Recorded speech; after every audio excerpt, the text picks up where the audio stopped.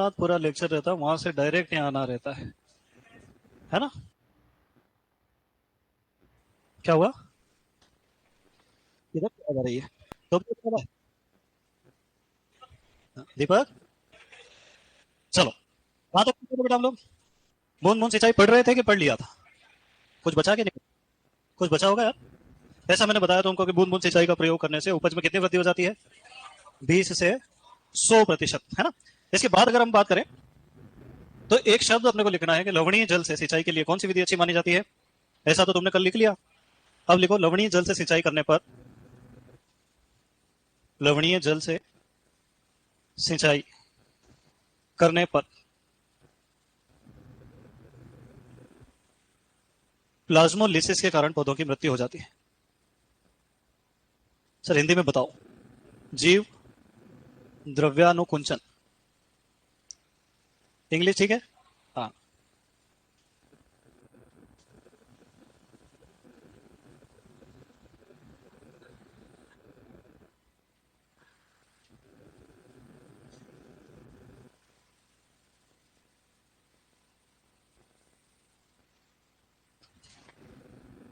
तो लवणीय जल का प्रयोग सिंचाई में क्यों नहीं करना चाहिए, उसका कारण है ये।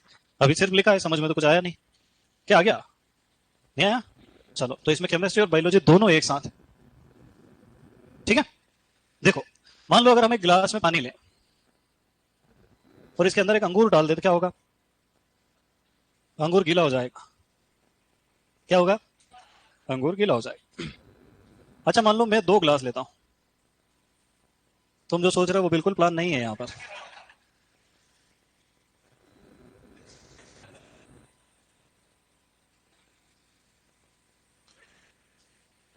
और इन दोनों ग्लास को एक स्ट्रॉ से जोड़ देता हूं, है ना, नली से। अगर मान लो इस ग्लास के अंदर 2 चम्मच शक्कर डालता हूं, तो बताओ 1 घंटे बाद कौन से गिलास का पानी ज्यादा मीठा होगा?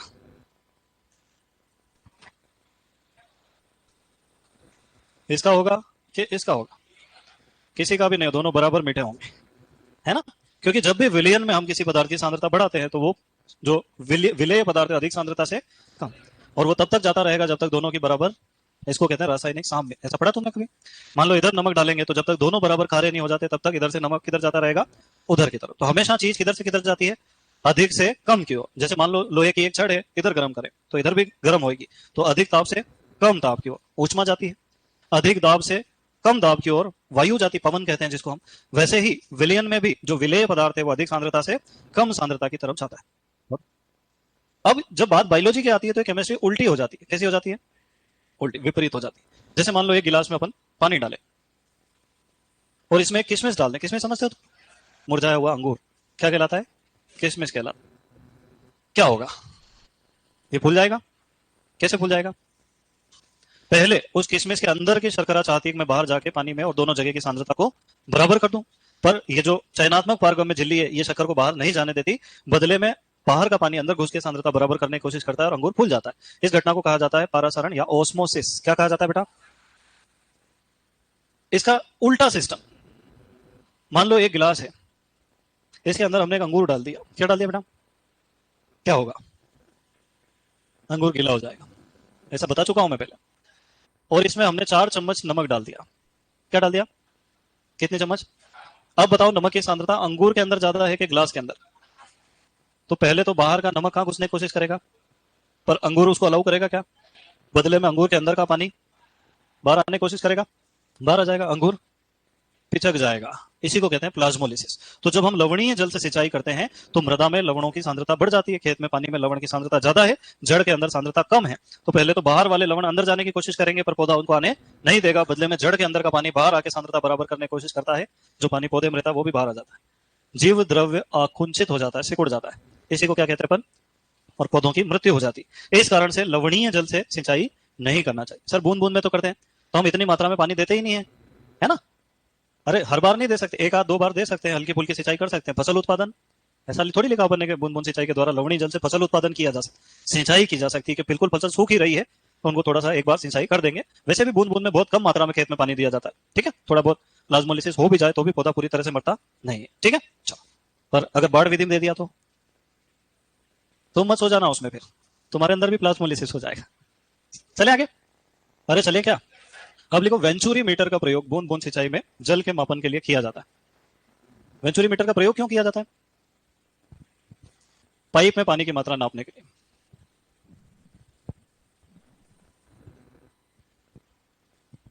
और ये किससे संबंधित है बेटा? बूंद बूंद सिंचाई से।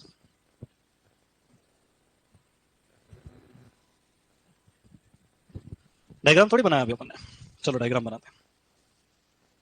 अब देखो हर किताब अलग अलग डायमेंशन लिखती है ना। अभी कल परसों में किताब पढ़ा, उसमें लिखा कि मुख्य पाइप की जो चौड़ाई होती है वो 5 से 15 सेंटीमीटर तक हो सकती है। दूसरी किताब पढ़ी तो उसमें लिखा 3.5-4 सेंटीमीटर से। इसका मतलब कुछ किसानों के खेत ज्यादा बड़े हैं, वो बड़ी पाइपलाइन का प्रयोग करते हैं, कुछ किसानों के खेत छोटे, वो छोटी पाइपलाइन का प्रयोग।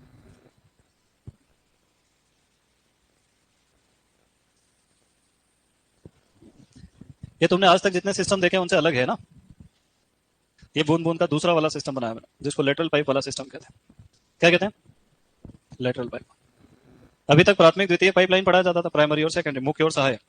अब अपन तीसरी वाली पढ़ी जिसको कहते हैं पार्श्व।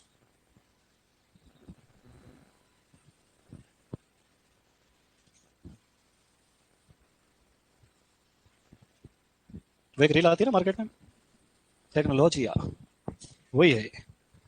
तो बूंद बूंद सिंचाई में भी फव्वारा सिंचाई की तरह एक मुख्य पाइपलाइन होती है और उससे जुड़ी हुई एक सहायक पाइपलाइन होती है। देखो ये मान लो पानी आ रहा है ट्यूबवेल से, यहाँ पे एक बॉक्स होता है जिसको फर्टिगेशन बॉक्स कहते हैं। क्या कहते हैं बेटा? इसके अंदर उर्वरक भर के रख सकते हैं अपन, है ना। फिर बहुत सारे अलग अलग फिल्टर्स होते हैं, जैसे सैंड फिल्टर, हाइड्रोसाइक्लोन फिल्टर, तो वो सब पानी में से रेत को अलग करते हैं। फिर ये पानी आता है मुख्य पाइप में। किसमें आता है बेटा? मुख्य पाइप, है ना। ये पीवीसी का बना हुआ होता है, जो एक विशेष प्रकार का प्लास्टिक, अपने पेप्सी पाइप कहते हैं उसको। क्या कहते हैं? हाँ। अब कई कई किताबों में लिखा है कि मुख्य पाइप जो है वो 3.5 से 4 सेंटीमीटर व्यास का होता है। कितना होता है ना। कुछ किताबों में 5 से 15 तक लिखा हुआ है। 15 सेंटीमीटर तो बहुत बड़ा पाइप हो जाता है, ठीक है। तो अपन इसको सही नहीं मानेंगे, इसी को मानेंगे। फिर मुख्य पाइपलाइन से सहायक पाइपलाइन निकलती है। दिख रही सहायक पाइपलाइन कहाँ है? ये रही। और सहायक पाइपलाइन का व्यास जो है 1 से 1.5 सेंटीमीटर होता है। कितना होता है? सबसे छोटी जो ड्रिप लाइन आती है ना, उसमें 1 सेंटीमीटर का मुख्य पाइप होता है, 0.6 सेंटीमीटर का सहायक पाइप होता है, पर वो तो बहुत ही छोटी हो जाएगी, है ना। 0.6 सेंटीमीटर तो वो जो बोतल चढ़ती है अपने, वो नली आती है, ठीक है। फिर तीसरी पाइपलाइन जो नहीं पढ़ाई जाती है वो भी अपन पढ़ेंगे इस बार, इनको कहते हैं लेटरल पाइपलाइन। क्या कहते हैं बेटा? एक परीक्षा में पूछा हुआ है कि निम्न में से कौन सा अवयव बूंद बूंद सिंचाई से संबंधित है, और ऑप्शन में क्या दे दिया? Lateral pipe. इसको पार्श्व पाइप भी कह सकते हैं। क्या कह सकते हैं बेटा? ये द्वितीय के बाद लगता है। अब इन पाइप के ऊपर, है ना, कई बार तो सहायक पाइप पे बीच बीच में ड्रॉपर्स लगा देते हैं, पर जो ज्यादा बड़े खेत होते हैं वहां पे क्या करते हैं? पार्श्व पाइप के ऊपर छोटे छोटे निश्चित दूरी पर छिद्र बने होते हैं, जिनको ड्रॉपर्स या एमिटर्स कहते हैं। क्या कहते हैं बेटा? ड्रॉपर्स या एमिटर्स। और इन ड्रॉपर्स और एमिटर्स से बूंद बूंद करके पानी टपकता रहता है ना। ड्रॉपर एक लिखेंगे तो ड्रॉपर लिख देंगे, और एक से ज्यादा लिख देंगे तो ड्रॉपर्स लिखना पड़ेगा। प्रश्न आता है ड्रॉपर या एमिटर का संबंध किससे? बूंद बूंद सिंचाई से। ये कितना पानी छोड़ते हैं? 2 से 2.5 लीटर प्रति घंटा, मिनट सेकंड नहीं, 1 घंटे में 2 से 2.5 लीटर। फव्वारा कितना पानी छोड़ सकता है? 1 से 10 लीटर प्रति सेकंड। अपन कल लिखना भूल गए, लिख लो फव्वारे में जाके फटाफट। एक नोजल से कितना पानी निकलता है? 1 से 10 लीटर प्रति सेकंड। नोजल चल का है ना, वहीं कहीं लिख लेना आसपास। एक नोजल से 1 से 10 लीटर पानी प्रति सेकंड निकलता, लिख लो। एक नोजल से 1 से 10 लीटर पानी प्रति सेकंड निकलता।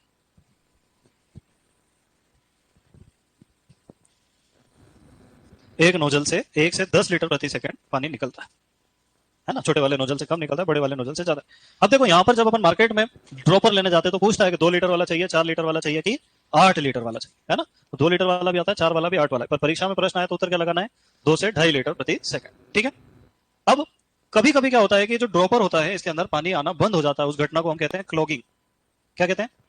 क्लॉगिंग। इसको हिंदी में अपन लिखें तो डुच्चा फंसना लिखना पड़ेगा। जैसे पाइपलाइन में से पानी आना बंद हो जाता है, कभी कभी वॉश बेसिन में से पानी नीचे जाना बंद हो जाता है, बीच में फंस जाता है कचरा, है ना, तो उसको कहते हैं क्लॉगिंग। क्या कहते हैं?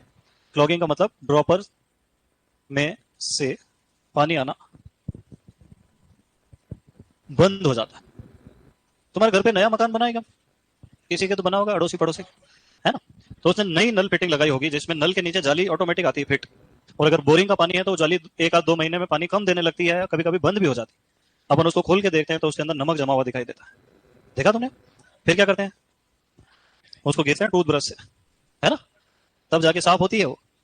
तो ऐसे ही ड्रॉपर के अंदर भी एक जाली लगी रहती है जिसके कारण कचरा खेत में नहीं आ पाए, है ना। उस जाली के अंदर भी लवण जम सकते हैं या तो काई उग जाती शैवाल, उसके कारण पानी आना बंद हो जाता। तो क्लॉगिंग के कितने कारण हो सकते हैं? दो। एक हो सकता है लवण द्वारा क्लॉगिंग और दूसरा हो सकता है शैवाल द्वारा। शैवाल तो समझते हो तुम लोग? हाँ। तो लवण द्वारा अगर क्लॉगिंग हुई है तो H2SO4 या HCl का प्रयोग करेंगे, और अगर शैवालों की द्वारा क्लॉगिंग हुई है तो ब्लीचिंग पाउडर का प्रयोग करें। ब्लीचिंग पाउडर तो समझते होंगे तुम, है? अगर नहीं समझते तुमसे अच्छा आदमी इस दुनिया में कोई है ही नहीं। कौन कौन नहीं समझता? तुम सब समझते हो ब्लीचिंग पाउडर। तो फिर बोले सर वो हाथ धोकरा ऊंचा नहीं होता है। अरे कदो, वही पाउडर है जिसने आधी दुनिया को बर्बाद कर दिया, ब्लीचिंग पाउडर। चलो अब मेरे पास एक बचा है, बोले सर H2SO4 को अगर कुएं में डाल देंगे तो फिर फसलें नष्ट नहीं हो जाएगी, सिंचाई में प्रयोग करना। अरे भाई सिंचाई में प्रयोग नहीं करना, वो ड्रॉपर पकड़ना है, उसके अंदर एक बूंद H2SO4 डालना है, क्लॉगिंग हट जाएगी। कई लोगों को लगता है H2SO4 का प्रयोग कुएं में डाल देंगे, फिर जब सिंचाई में आएगा वो तो क्लॉगिंग हटेगी। अरे ऐसा उल्टा काम नहीं करना है ना। वही तो फिर हरे राम काका में तुम्हें कोई अंतर बचेगा क्या? नहीं बचेगा ना। लिखो तुम है ना 5 बेच वालों एक साथ मत बैठा करो, नहीं तो तुमको मैं 5 से 11 में शिफ्ट कर दूंगा डायरेक्ट।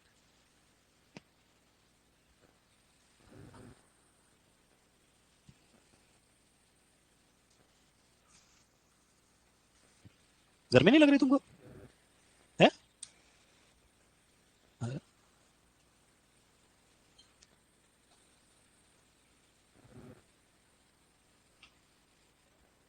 चलने देख अपने बाप का क्या जा रहा। हाँ मैं भी तुम्हारी तरफ हूँ, तुम गलती से गलत तरफ समझते हो मेरे।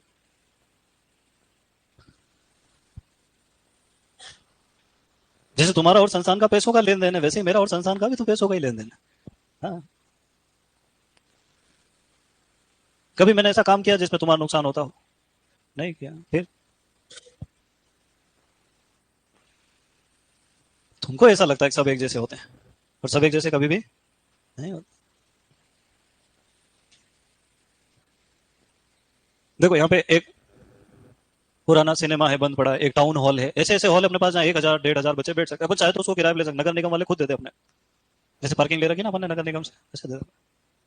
तुम सोचोगे अगर मान लो कि 10-12 बैच है तो 10-12 बार आर्ट एंड कल्चर पढ़ाया होगा, 10-12 बार हिस्ट्री पढ़ाई होगी, 10-12 बार हिंदी जियोग्राफी इकोनॉमी, वही का वही हर बार 100-150 बच्चे 50 बच्चे, कहीं तो 20-20 25-25 भी रहते हैं आखिरी में। इनको पढ़ाया 4-5 बैच वालों, ये तो 7-8 ही बचे थे आखिरी तक।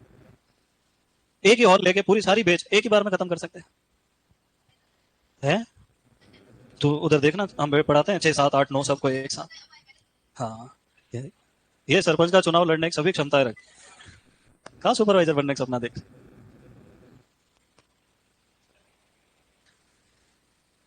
नहीं, ऐसे बच्चों की वजह से तो फीस 50,000 करना पड़ जाती कभी कभी, आते ही नहीं है।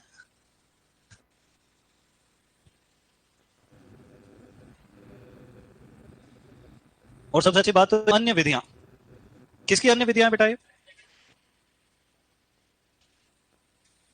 मैं क्या बूंद बूंद पढ़ाता हूँ ना, तो एक दो लाइन हमेशा भूल जाता हूँ। मैं एक बार देख लेता हूँ। ओए, मैं घर जाऊँ ना तो बेटा ये पेन ड्राइव याद दिला देना, ये रोज रह जाती है कहीं ना कहीं। वो तो अपने यहाँ लोग अच्छे हैं रॉयल में जो रोज वापस कर भी देते हैं, याद रखे। तुम मत ले जाना। देखो एक तो मैं तुम्हारे गुरुजी हूँ, दूसरा पंडित जी भी हूँ, दो पाप लगेंगे एक साथ। बोले हम कुछ नहीं मानते। कितने दिन हो गए रे अपने को सिंचाई? कितने लिखवाई थी? 6। सबसे पहले विधि का नाम क्या बेटा? केबलिगेशन। इसमें कोई रॉकेट साइंस नहीं, ज्यादा नहीं पड़ेगी। देखो इसराइल जैसा आधुनिक देश, वहां सारा सिस्टम कंप्यूटराइज्ड है, और वहां एक बूंद पानी भी शुद्ध नहीं है। वो सब पानी समंदर का आरओ प्लांट्स में से शुद्ध करते हैं, उसका ही प्रयोग सिंचाई में करते हैं, उसी का प्रयोग सारे कार्यों में किया जाता है ना। यहाँ तक कि वो इजराइल वाले जो है जॉर्डन और मिस्र को पानी बेचते भी है ना। मतलब खुद का पानी तो ये बनाते ही है, दूसरों को बेच भी देते हैं मिनरल वाटर। बहुत खतरनाक लोग। तो उनके लिए सबसे ज्यादा जरूरी चीज पानी है। तो उन्होंने पानी की एक एक बूंद बचाने की व्यवस्था कर रखी। वो जब खेत में पाइपलाइन बिछाते हैं, ड्रिप लाइन अंडरग्राउंड, तो उसके साथ में अलग अलग जगह पर मॉइस्चर मीटर भी लगा देते हैं परमानेंट, और उन सबको एक ही केबल से एक कंप्यूटर से जोड़ दिया जाता है। वो चालू रहते हैं। जैसे ही नमी का प्रतिशत 50% से कम होता है, एक सिग्नल जाता है कंप्यूटर को कि यहाँ खेत में इस इलाके में पानी कम हो गया है। वो कंप्यूटर ऑटोमेटिक पंप ऑन कर देता है, सिंचाई हो जाती है। जैसे ही पानी की मात्रा पर्याप्त लिमिट तक पहुंचती है, वो सेंसर वापस बता देते हैं कि बंद कर दो। बंद। आदमी की आवश्यकता पड़ी क्या? और जहां आदमी की आवश्यकता नहीं पड़ती उसको कहते हैं ऑटोमेटिक विधि। क्या कहते हैं? हिंदी में कहते हैं स्वचालित विधि। क्या कहते हैं बेटा? अच्छा इसमें इंसान नहीं है, कौन काम कर रहा है? तो प्रश्न आया जेईटी में कि कौन सी सिंचाई की एक यंत्र चालित स्वचालित विधि, केबलिकेशन, केबल से जुड़ा हुआ इरिगेशन सिस्टम क्या कहलाता है बेटा? केबलिकेशन। लिखो, यह एक यंत्र चालित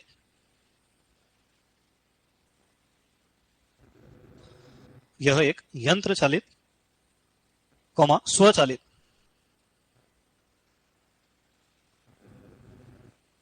सिंचाई की विधि है।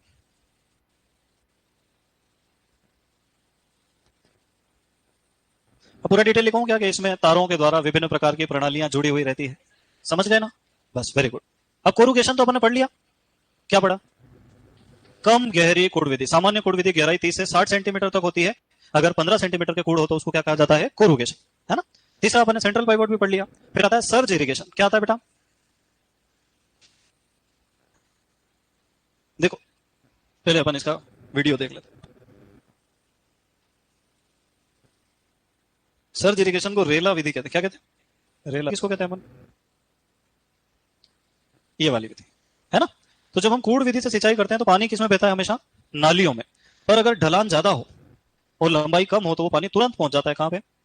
यहां से पानी छोड़ा और 40 सेकंड 50 सेकंड के अंदर पानी कहां पहुंच गया? एंड में। अगर पानी अपन ने नहीं चेंज किया तो कहां जाएगा? पड़ोसी खेत में चला जाएगा और लड़ाई हो जाए। अब समस्या क्या आई कि पानी पहुंच तो गया पर जड़ों की गहराई ज्यादा होने के कारण पूरी जड़ों को वो भिगा नहीं पाया।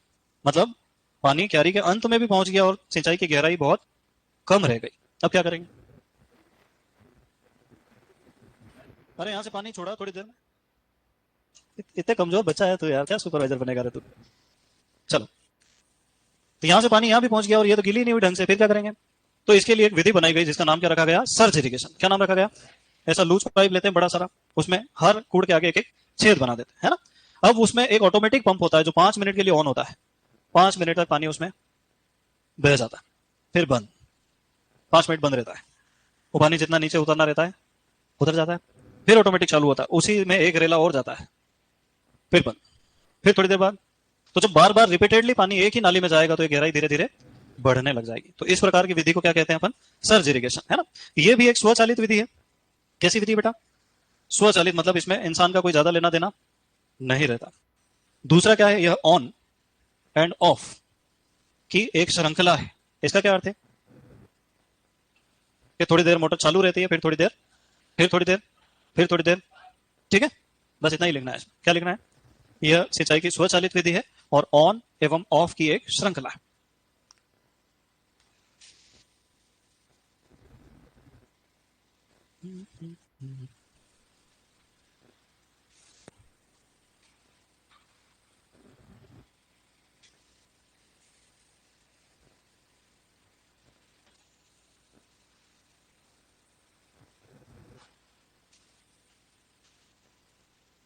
लिख लिया बेटा? फिर अगली विधि का नाम क्या है? टाइफून मेथड, है ना? यह बूंद बूंद सिंचाई का रूपांतरण है। इसका प्रयोग गन्ने की फसल में किया जाता है, खास करके महाराष्ट्र और यूपी में। कोई आपसे पूछे महाराष्ट्र एवं उत्तर प्रदेश में गन्ने में सिंचाई की आधुनिक विधि, उत्तर क्या आएगा? टाइफून विधि। एक कंपनी है जिसका नाम है नेटाफिम इरिगेशन, है ना? जिसने विश्व में ड्रिप इरिगेशन को पहुंचाया, उस कंपनी का नाम है नेटाफिम। उन्होंने देखा कि जो ड्रॉपर है वो 1 घंटे में 2 4 6 8 लीटर पानी छोड़ रहे हैं। इतने में गन्ने की जल मांग तो सदियों में पूरी होगी, अरे हो ही नहीं सकती। तो उन्होंने एक विशेष प्रकार के ड्रॉपर बनाए जिनका नाम रखा गया टाइफून प्लस। क्या नाम रखा? और उसी को किताबों ने लिखा, क्या लिख दिया? टाइफून विधि, है ना? कौन सी सिंचाई का रूपांतरण है? बूंद बूंद सिंचाई। फिर टाइफून के बाद अगली विधि कौन सी है अपने पास? बबलर विधि।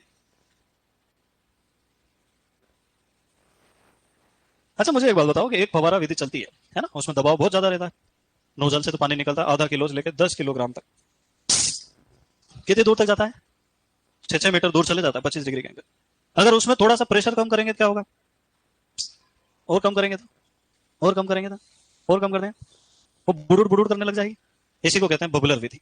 तो ये फव्वारा विधि का रूपांतरण। लिखो, ये फव्वारा विधि का रूपांतरण।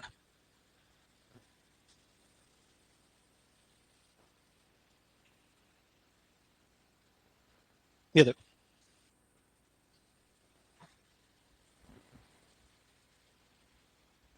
दिख रहा है छोटा छतरी, है ना? इसका प्रयोग सामान्य रूप से फल वृक्षों में किया जाता है ना? गार्डन्स में।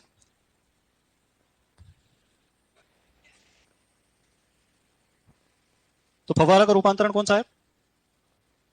बबलर विधि। और ब्लूम सिंचाई कहां प्रयोग होती है? Poly house. अच्छा, ये भी फसलों के सिर के ऊपर से पानी दे रही है क्या? तो ये भी किसका प्रकार हो गई? Overhead irrigation. वहां लिख लो क्वेश्चन में, ओवरहेड इरिगेशन।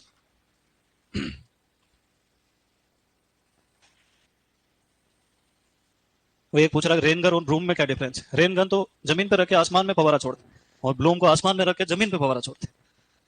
चलो चले आगे बेटा। अब सिंचाई की विधियां अपनी हो गई समाप्त। अब अपन पढ़ेंगे सिंचाई जल का निर्धारण, पौधों की जल मांग, सिंचाई के लिए अवस्था का निर्धारण या सिंचाई के समय का निर्धारण, फिर मृदा जल के प्रकार, मृदा में जल की गतियां, और खत्म। इतना 5 टॉपिक और बचे हैं, है ना? 4-5 दिन लगेंगे। अब तुमको कहीं जाना है क्या? 11-12 तुम्हारा लेक्चर है क्या उधर? कौन से सर का है? कितने बजे है? 3:40 पे, 3:50 पे? चलो हेडिंग लिख के जाओ फिर। देखो, सिंचाई जल का निर्धारण।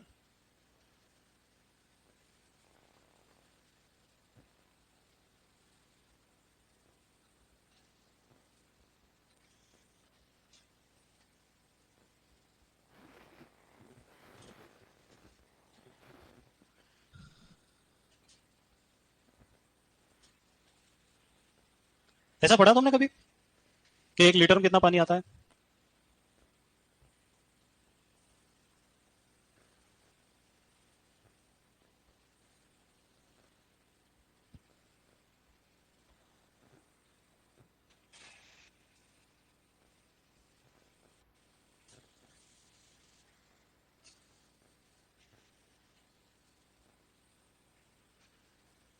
चलो क्यों, मैं क्यों से कल पढ़ेंगे।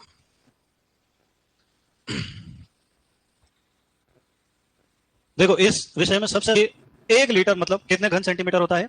1000। अरे कल ही तो लिखवाया था ना, 1 घन सेंटीमीटर को ही 1 मिलीलीटर कहते हैं। और 1000 मिलीलीटर अगर हो जाए तो उसको हम क्या कहेंगे बेटा? 1 लीटर कह देंगे। तो यहाँ अगर मैं 1 लीटर लिखता हूँ तो इसको 1000 लिखते हैं क्या? और जो 1000 ml होगा वही क्या कहलाएगा? 1000 घन सेंटीमीटर, है ना? तो अगर अपन घर पे 1 लीटर का नाप बनाना चाहें तो एक डब्बा लेना है जो 10 सेंटीमीटर लंबा, 10 सेंटीमीटर चौड़ा और 10 सेंटीमीटर ऊंचा हो, और इसके अंदर पानी भर देंगे तो कितना पानी आएगा?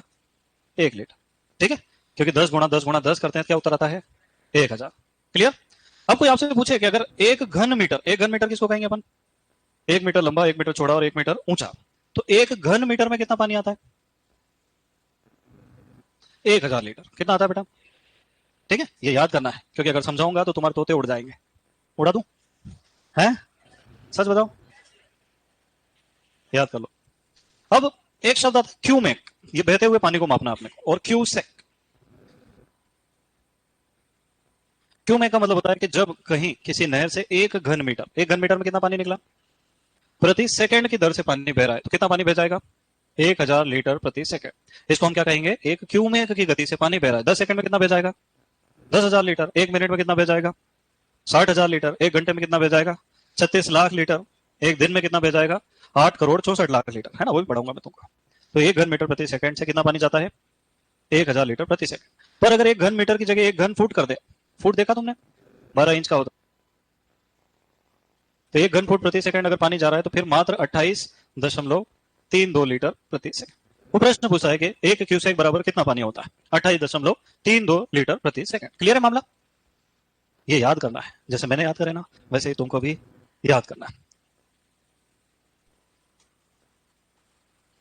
अब मुझे एक बात बताओ कि जैसे एक दिन है, तो एक दिन में कितने घंटे होते हैं बेटा? पक्का? एक दिन बराबर 24 घंटे। कितने मिनट होते हैं? देखो, तुम 12वीं पास हो गए, कई तो बीएससी करके बैठे हुए हैं। और कितने सेकंड होते हैं? याद रहेगा? अब ये थोड़ी बताऊंगा एक दिन में 24 घंटे होते हैं, 1 मिनट में 60 सेकंड होते हैं, 1 घंटे में 60 मिनट होते हैं। ये तो तुमको आता है ना? क्या नहीं आता है? हाँ, बस ये लिख लो। वैसे तुम सब इंटेलिजेंट हो, पर दिक्कत क्या है, तुमको कभी पढ़ाया गया ही नहीं। हाँ, अपने यहाँ जो स्कूलों की व्यवस्था इतनी खतरनाक है। तुम बताओ, क ख ग घ, फिर क्या आएगा? हाँ, अणा, फिर छ छ ज झ, फिर अणा, और ठ ठ ड ढ, फिर अणा। कितनी बार अणा आता है? 3 बार। अब बताओ ये देश का भविष्य निर्माण कितना खतरनाक होगा? नहीं? इसलिए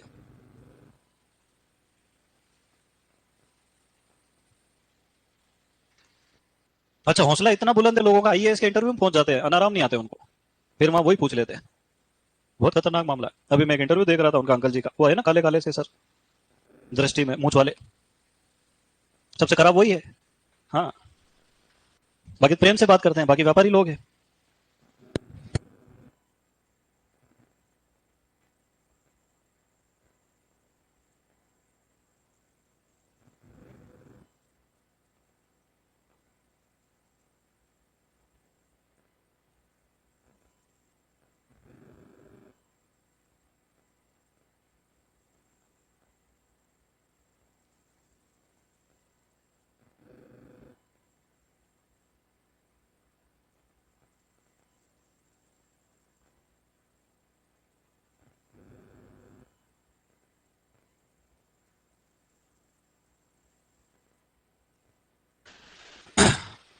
तो ये हो गया सिंचाई जल का मौका। अब एक छोटा सा प्रश्न आता है परीक्षा में कि एक किसान अपने 5 हेक्टेयर के गन्ने के खेत में 3 सेंटीमीटर पानी देना चाहता है, तो उसको कितने लीटर जल की आवश्यकता होगी?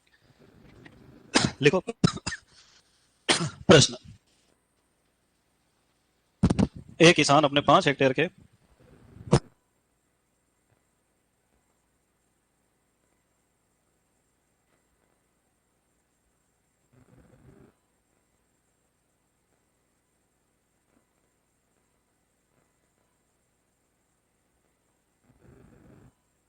अपने 5 हेक्टेयर के गन्ने के खेत में 3 सेंटीमीटर गहरी सिंचाई करना चाहता है। एक किसान अपने 5 हेक्टेयर के गन्ने के खेत में 3 सेंटीमीटर गहरी सिंचाई करना चाहता है। आवश्यक जल की मात्रा ज्ञात कीजिए।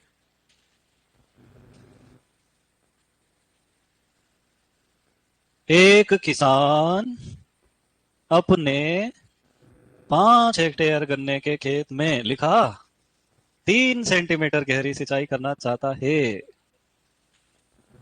आवश्यक जल की मात्रा ज्ञात कीजिए। तुमको एक अलग से नोबेल प्राइज दिलवाना पड़ेगा।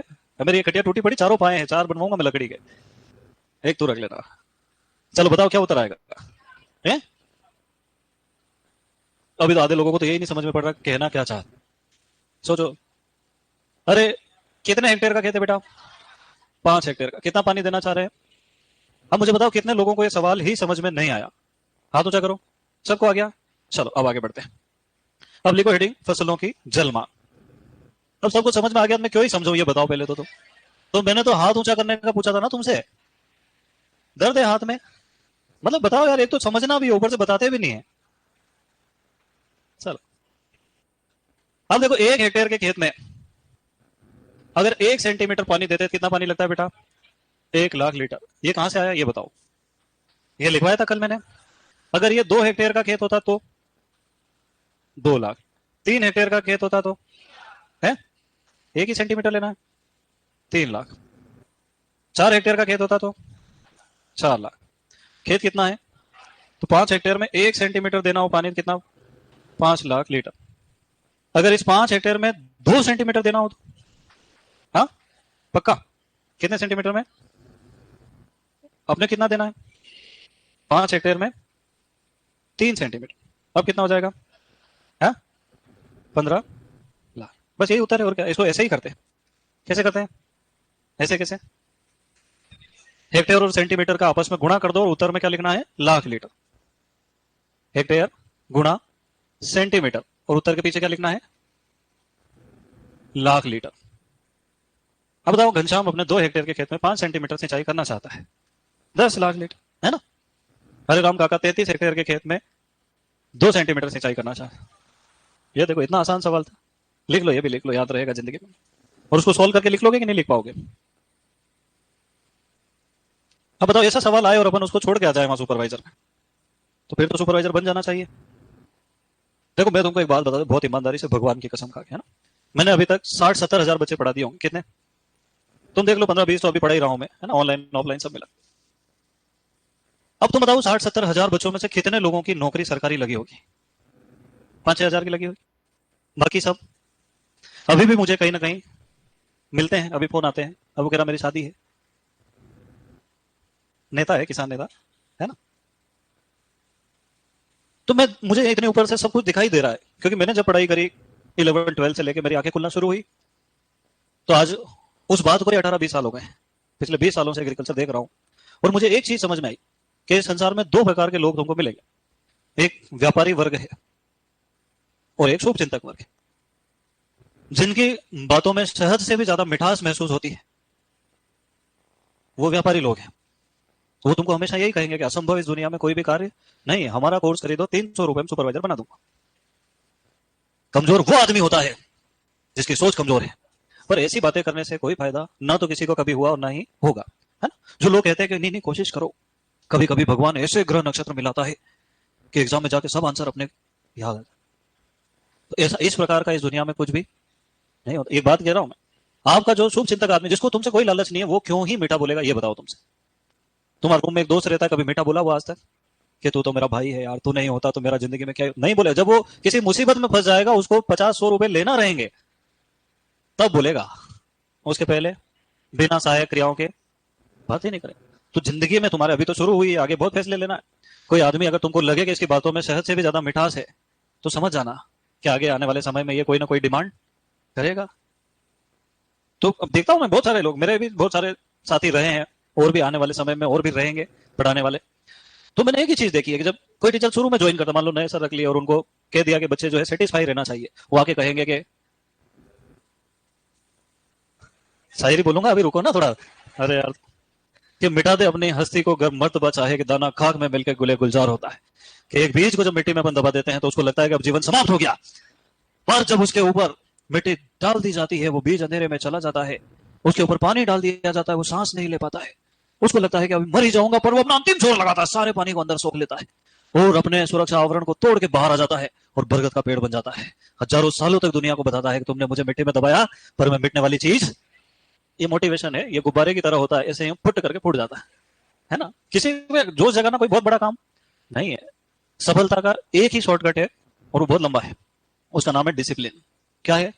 जो आदमी रोज सुबह 4:30 बजे उठ के बिना कुछ सोचे समझे पढ़ रहा है, वो सिलेक्ट है। उसको किसी मोटिवेशन की आवश्यकता, उसको किसी गुरु मंत्र की आवश्यकता, एक छोटा सा काम करना, पढ़ना है, चीजों को समझना, उनको ज्यादा देर तक याद रखने की कोशिश करना। इससे ज्यादा इजी पढ़ाई में कुछ भी, इससे ज्यादा टफ भी। जो पढ़ा है वो आया तो 100% कर दोगे, जो नहीं पढ़ा वो आ गया तो नहीं कर पाओगे। तो कोशिश करो कि जो पढ़ा है अगर वो आया तो फिर वो गलत नहीं होना चाहिए। ये इतनी सी पढ़ाई है, बस पढ़ाई में इससे ज्यादा कुछ नहीं है।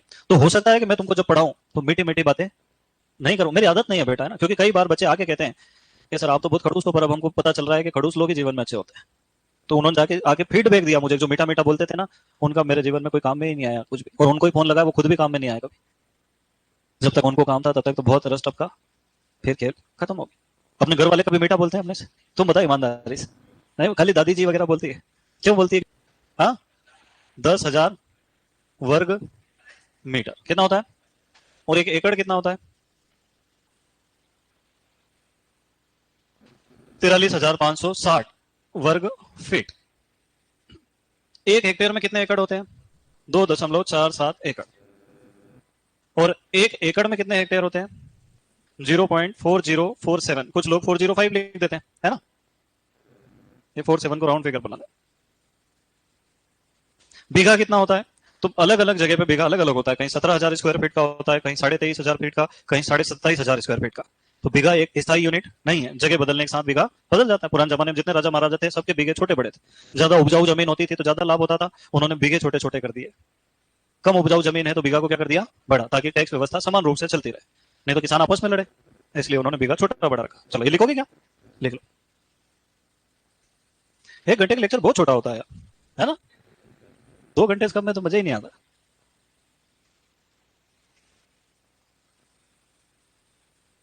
तुम तो बहुत इंटेलिजेंट बच्चे हो। अच्छा, खुश हुए मैंने देखा लोगों को क्या, एकदम से ऐसा जैसे बोलो ना कि तुम तो इतने समझदार हो, एकदम से यूं।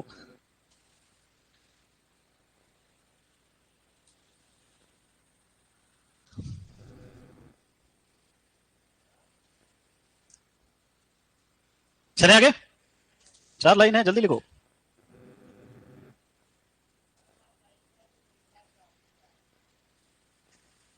क्या हो गया? ये वापस आ गया है ना, जाके लिखो फसलों की जल मांग। जनरली कहा जाता है 1 हेक्टेयर की फसल तैयार करने के लिए जितना पानी चाहिए उसको क्या कहते हैं हम लोग? जल मांग। और जलमांग कैसे बताते हैं हम हमेशा? हेक्टेयर मिलीमीटर में, हेक्टेयर सेंटीमीटर में, या हेक्टेयर मीटर। ठीक है। पर बॉटनी जो साइंस है वो जलमांग को अलग प्रकार से देखती है ना। बॉटनी का क्या कहना है कि जलमांग के अंदर बहुत सारी चीजें सम्मिलित होती है, जैसे पौधों के द्वारा किया जाने वाला वाष्पीकरण, वाष्पोत्सर्जन, उपापचयी क्रियाओं में प्रयोग होने वाला जल, सिंचाई के दौरान जल की हानि, और विशेष उपयोग के लिए आवश्यक जल। मतलब इनके एमयू को सीयू लिख देता है, आईएल को एयर लिख देता है, डब्ल्यूएसयू को डब्ल्यूएसओ लिख देता है। इसको अगर हिंदी में लिखूंगा तो इसके सबके नाम आ जाएंगे अपने पास। डब्ल्यू आर का मतलब क्या है बेटा? जल मांग। ई का मतलब क्या है? वाष्पीकरण। वाष्पीकरण अलग होता है और वाष्पोत्सर्जन ऐसा पढ़ाया तुमको किसने? वाष्पीकरण मतलब किसी अजीवित सतह से पानी का भाप बनकर उड़ जाना। वाष्पोत्सर्जन मतलब पौधों के द्वारा, किसी जीवित कोशिकाओं के द्वारा पौधों का भाप बनकर उड़ जाना। एमयू का मतलब होता है उपापचयी जल। उपापचयी क्रियाओं में जो पौधे पानी का प्रयोग करते हैं उसको क्या कहेंगे अपन बेटा? उपापचयी जल। जैसे प्रकाश संश्लेषण में है ना, ये जो पानी प्रयोग होता है वो क्या है? उपापचयी जल। कोशिका विभाजन में जो पानी लग रहा है वो क्या है? उपापचयी जल। फिर सिंचाई के दौरान जल की हानि। क्या हानि होती है सिंचाई के दौरान? अरे पाइप फट जाता, पानी निकल जाता। अगर कच्ची नालियां हो तो वो पानी पी जाती है, उसको कहते हैं सिंचाई के दौरान जल की हानि। फिर एक होता है विशेष उपयोग के लिए आवश्यक जल। विशेष उपयोग क्या करेंगे पौधे? पाले एवं लू से बचाओ। तो इनका फुल फॉर्म हो गया, बताओ। ई का मतलब क्या है? वाष्पीकरण। टी का मतलब क्या है? वाष्प। एमयू का मतलब क्या है? उपापचय। आईएल का मतलब, और डब्ल्यूएसयू का मतलब, ये पांच चीजें मिलती है तब जाके सिंचाई या हम कहें पौधों की जलमांग पूरी होती। अब इसका एक सूत्र और अपन ने पहले डिस्कस किया था जब चैप्टर शुरू किया था, याद आ रहा है कुछ कुछ? जलमांग। एक तो मैंने लिखा था इफेक्टिव रेनफॉल, याद आ रहा है कुछ कुछ? Plus S plus irrigation requirement, ऐसा लिखा था क्या अपन ने? सच बताओ। ई आर को क्या कहा था हमने? इसको नीचे डाल देता हूं मैं। अरे रुक जा यार, दोनों लिखना पड़ेगा, हिंदी और इंग्लिश, तब जाके तुम्हारे समझ में आएगा कुछ। इसको तो क्या लिख दूं मैं? Water requirement. जल मांग बराबर प्रभावी वर्षा। प्रभावी वर्षा किसको कहते हैं बेटा? वर्षा जल का वह भाग जो पौधों के जड़ क्षेत्र में रुक जाता है उसको क्या कहते हैं अपन? फिर एस का मतलब होता है मृदा जल। क्या होता है? जो पानी पहले से मृदा में। और ई आर का मतलब होता है सिंचाई की आवश्यकता। तो ये सीधे सीधे याद करने वाला सिस्टम है ना। पर कभी कभी वो क्या करता है कि जलमांग के साथ एक और सूत्र को जबरदस्ती बीच में डाल देता है, उसका प्रश्न पूछ लेता है। उसका नाम है उपभोगिक जल। कभी नाम सुना तुमने? नहीं सुना? उसका कहना है कि ये तो अपन रोक सकते हैं और इसकी तो जरूरत ही नहीं है दुनिया में, तो फिर बच क्या गया? ईटी और एमयू। ई मतलब इवोपरेशन, टी मतलब ट्रांसपोर्टेशन, ट्रांसपिरेशन, और एमयू मतलब उपापचयी जल। ये प्रश्न उन्होंने जेईटी 2023 में पूछा भी है कि उपभोगिक जल किसको कहते हैं? किसको कहते हैं? वाष्पीकरण, वाष्पोत्सर्जन। मतलब ये सूत्र याद करो और दो पीछे के डिलीट कर दो तो क्या हो जाता है? उपभोगिक जल। कुछ पल्ले पड़ रहा है क्या? ये टोटल रटने का मटेरियल है। किसका मटेरियल है? रटने का। अब मुझे बताओ जलमार्ग में कितनी चीजें आती है? पांच। पहली कौन सी? E plus T plus M U plus I L plus W S. E का मतलब वाष्पीकरण, टी का मतलब, एम यू का मतलब उपापचयी जल, आई एल का मतलब, और डब्ल्यू एस यू का मतलब विशेष उपयोग, जैसे पाले एवं लू से बचाने के, है ना। अब इसमें से क्या हटा दूं? पीछे के दो। क्या बचा फिर अपने पास? E plus T plus M U. इसको अपन ने क्या नाम दिया है? उपभोगी। लिख लो।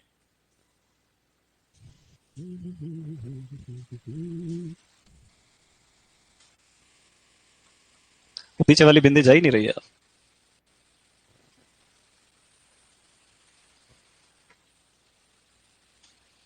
मेरे को ऑनलाइन वाले बच्चे बड़े बहुत अच्छे लगते हैं, बहुत मासूम है वो, पता है। वो पूछते हैं सर अपनी एग्रोनॉमी में से 20 में से 19 तो आ जाएंगे ना। और ये मासूम आदमी पूछ सकता है ऐसा सवाल? जिस आदमी ने 2-3 बार सुपरवाइजर दे ली है वो तो किसी बाप का भरोसा नहीं करता, क्योंकि जिन्होंने भरोसा किया वो तो सिलेक्ट हो गए।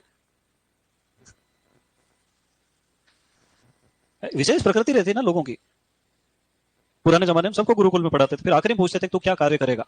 खेती करेगा, पंडित जी बनेगा, झाड़ू लगाएगा, पशुपालन करेगा, मटके बनाएगा, कपड़े बनाएगा, फिर चुनते थे लोग, क्योंकि प्राकृतिक रूप से होता। अब यहाँ आदमी की प्रकृति तो वकील बनने की, उसको एग्रीकल्चर दिला दिया, तो क्या बनेगा वो? फिर वो क्या करता है? 5 कोचिंग के कोर्स खरीदेगा 250-250 में, फिर एक में से सिंचाई पढ़ेगा, फिर दूसरे में से पढ़ेगा, और फिर मिलान करेगा, और फिर दोनों से सवाल करेगा कि उन्होंने 300 लिखा है तो आपने 305 कैसे लिखा है। फिर वो दूसरे वाले से पूछेगा उन्होंने 305 लिखा है आपने 300 कैसे लिखा है। और 3 वैकेंसी निकाल दी है उन्होंने। कितनी निकाल दी? 2018, 2021, 2023-24। चौथे की तैयारी में है। तो क्या कहते हैं मालूम? सर कोई पहली बार तैयारी कर रहा हूं क्या मैं? तो कोई बड़ा महान काम कर रहा है। उल्टा सिस्टम है। हमारे गुरुजी कहते थे बेटा कि सड़क जो है ना वो एक ही जगह टिकी रहती है और आदमी को अपनी मंजिल पे जरूर पहुंचा देती है। ऐसे ही जो भरोसा है ना वो भी एक ही जगह टिका रहता है और आदमी को अपनी मंजिल पे पहुंचा देता है। जबकि शंका जो है वो कभी एक जगह नहीं टिकती और कहीं पहुंचती भी नहीं है। तो भरोसा रखना।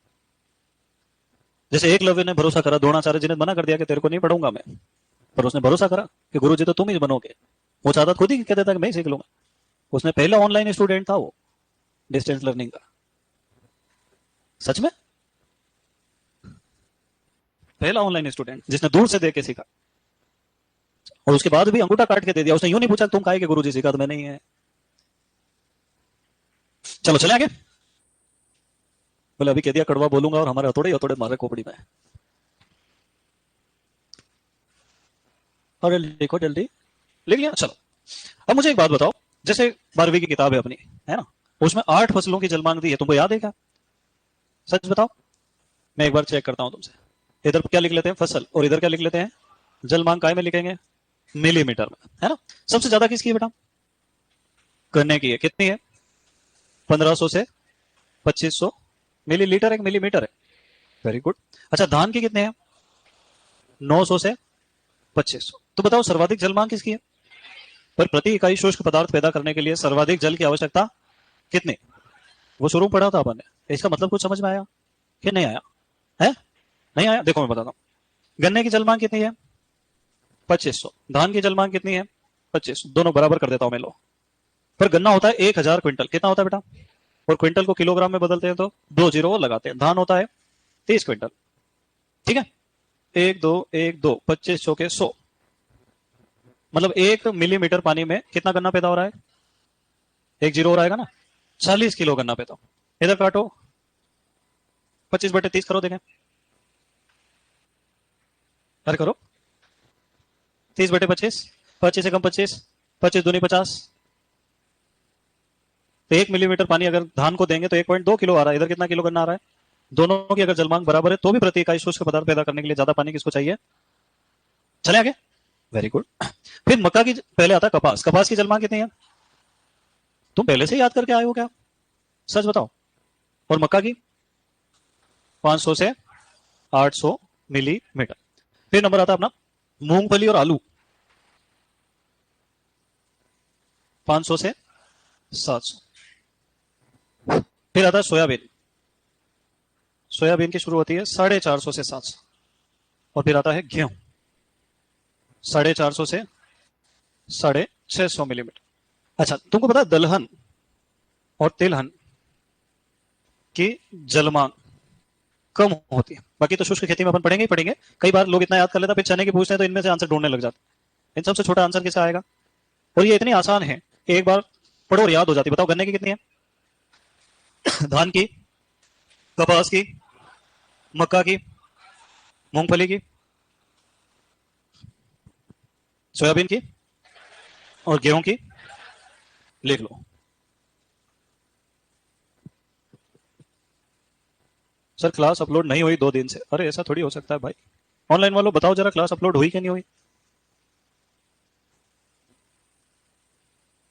क्लास तो ऑटोमेटिक अपलोड होती है, उसमें इंसानों का कोई योगदान नहीं है।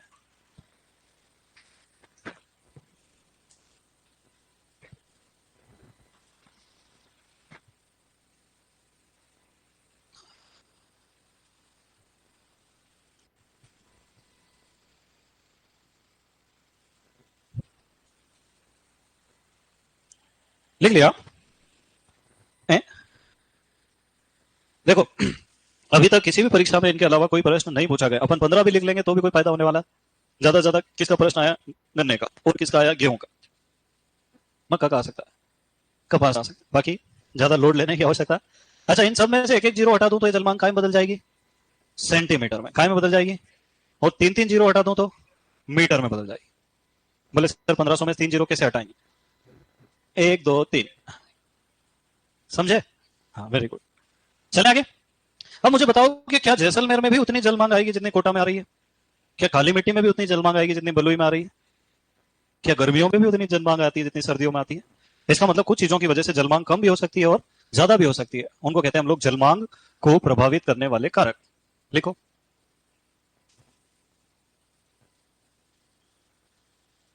क्या लिखेंगे बेटा? जल मांग को प्रभावित करने वाले कारक।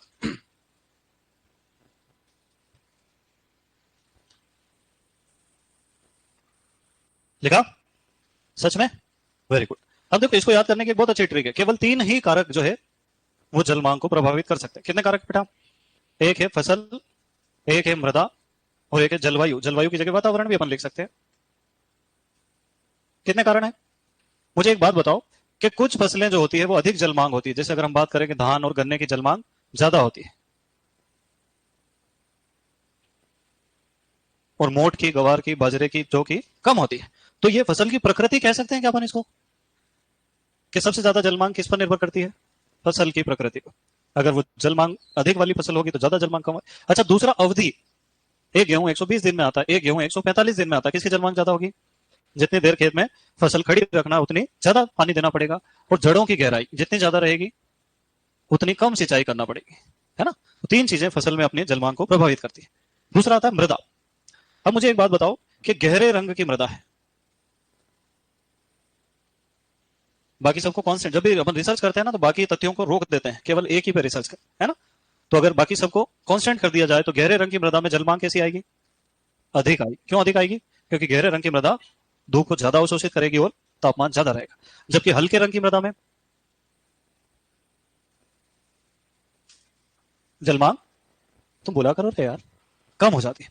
अच्छा मुझे बताओ, बड़े कणों वाली मृदाओं में, हाँ, अधिक रहेगी कम रहेगी? सच बताओ, पक्का? और छोटे कण वाली मृदा में? ये देखो, ऐसा बोर्ड है तुम्हारा, ये देखो।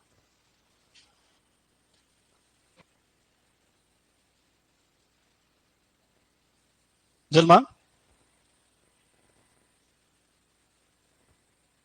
कम रहेगी, है ना? तो मृदा में 2 गुण है। जलवायु, मुझे बताओ, वातावरण का ताप ज्यादा रहेगा तो, हाँ, ना वातावरण ताप अगर अधिक है तो जल मांग भी बढ़ जाएगी। और ताप कम होने पर, अच्छा, मृदा में जल वाष्प की मात्रा ज्यादा है, नमी की मात्रा ज्यादा है, तो जल मांग कम हो जाती है। क्योंकि वातावरण पौधे से नमी प्राप्त नहीं करना चाहता है, तो उसका पानी उसी में रहता। और तेज सूखी हवाएं चले तो जल मांग बढ़ जाएगी। बस इतना ही। लिखो।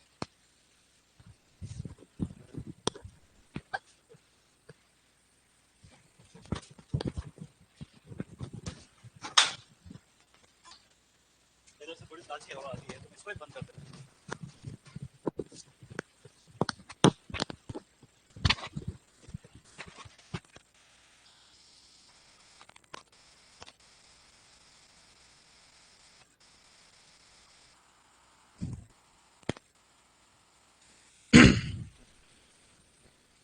पर कोई मोटिवेट करता तो अच्छा लगता है ना, खून गर्म हो जाता है, ऐसा लगता है आज तो मैं इतना पढ़ूंगा।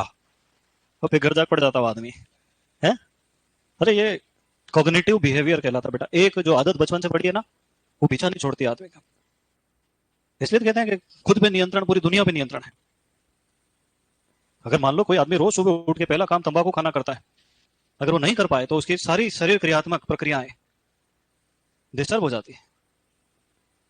तो उसकी प्रैक्टिस कितने साल की उसने? 10 साल, 15 साल।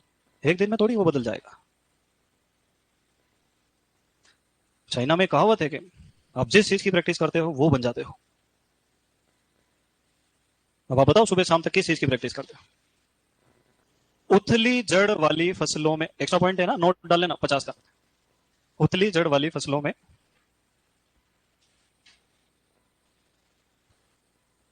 कम अंतराल पर सिंचाई की जाती।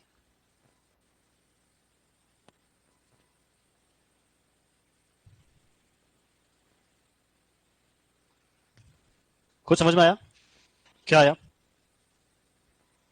उतली जड़ वाली फसलों में कम अंतराल पर सिंचाई की जाती। अब नीचे वाली लाइन में लिखो सिंचाई अंतराल।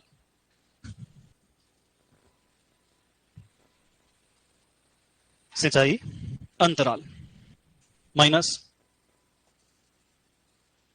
दो सिंचाइयों के बीच की अवधि।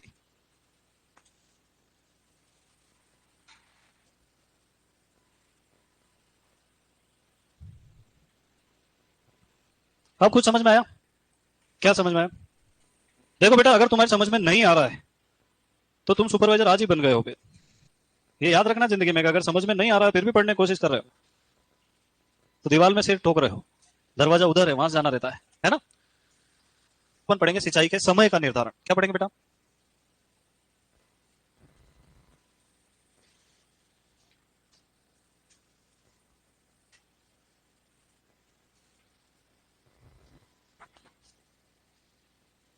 मुझे ये टेक्निक समझाई थी किसी ने कि रोज एक पोस्ट पढ़ के, जब रोज बनाते हैं पोस्ट, अपने को मेहनत करने की जरूरत ही नहीं, खाली सही जगह ढूंढना है। बोले रोज लिखा दो कि मसूर की नई किस्म है RC 371। बच्चा बेचारा नोट करता है, सर बता रहे इंपॉर्टेंट होगी, सर बता रहे इंपॉर्टेंट होगी। और वो पूरा वो इरिगेशन तो नहीं पढ़ रहा और ऊपर लिखी लाइनें पढ़ रहा है रोज। जैसे पहले डायरी आती थी उसमें एक एक लाइन कोटेशन की लिखी रहती थी, तो बच्चा डायरी इसी लालच में खरीद लेता है कि इसमें अच्छे शब्द। अब तो इंटरनेट ने खत्म कर दिया, सब अच्छे बुरे शब्द बराबर कर दिए। तो सिंचाई कब करना चाहिए, ये एक बड़ा टेंशन वाला काम है। क्योंकि हरे राम काका तो वो आदमी जिनको अगर हम कहते हैं कि गन्ने में 1500 से 2500 मिलीमीटर या 150 से 250 सेंटीमीटर या 1.5 से 2.5 मीटर पानी चाहिए, वो खेत में बाउंड्री बना के 2.5 मीटर पानी भर देंगे, स्विमिंग पूल बना देंगे, जितना चाहिए उतना दे दिया, बात खत्म है। तो ऐसे में बचेगा क्या? नहीं बचेगा। तो सिंचाई टुकड़े में करते हैं और अलग अलग समय पर करते हैं। वो सही समय का अंदाजा अपन कैसे लगाएंगे? तो इसकी तीन विधियां हैं। कितनी विधियां बेटा? एक पौधों के आधार पर है, एक मृदा के आधार पर है और एक जलवायु के आधार पर। कितने आधार बना दिए गए? तीन। सबसे पहली विधि किस आधार पर है? पौधों के आधार पर। दूसरी किस आधार पर है? मृदा के आधार पर। और तीसरी किस आधार पर है? जलवायु के आधार पर। अब ये जो मृदा के आधार पर विधियां हैं, इनको फिर से दो भागों में बांटा और नया नाम दे दिया प्रत्यक्ष एवं अप्रत्यक्ष विधि। क्या नाम दे दिया गया? ये प्रत्यक्ष और अप्रत्यक्ष क्यों कहा गया, ये कोई नहीं बताता। प्रत्यक्ष विधि सीधे पोषक तत्वों का प्रतिशत बताती। क्या बताती है बेटा? ये प्रतिशत बता देती है, पोषक नहीं, नमी का प्रतिशत, कि मृदा में कितने प्रतिशत नमी, डायरेक्ट पता चलता है, इसलिए इसको क्या कहा गया। और ये डायरेक्ट नमी का प्रतिशत नहीं बता सकती, ये सिर्फ स्थिति बताती है कि सिंचाई करना चाहिए कि नहीं करना, इसलिए इनको क्या कहा गया। मतलब पता तो चल जाएगा कि सिंचाई करना है कि नहीं, पर नमी का प्रतिशत नहीं बताती, इसलिए इनको क्या नाम दे दिया। अब प्रत्यक्ष विधि में दो विधियां आती है, एक आती है भारात्मक विधि और एक आती है आयतनात्मक विधि। आयतन शब्द यहां भी आ गया फिर से, देखो। अच्छा, अप्रत्यक्ष विधि में कितनी विधियां आती है? तीन। पर अपनी 11th 12th की बुक में जो है, विधि का नाम तो नहीं लिखा और यंत्र का नाम लिख दिया। किसका नाम लिख दिया? मैं विधि का भी लिखवा दूंगा, है ना। टेंसियोमीटर, जिप्सम ब्लॉक और न्यूट्रॉन मीटर।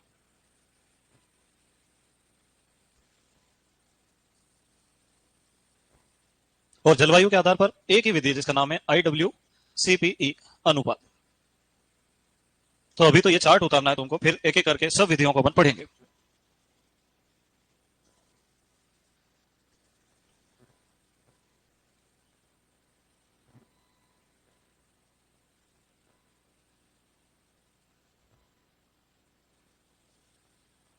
ऑनलाइन वालों, क्या तुमको आवाज ठीक से आ रही है?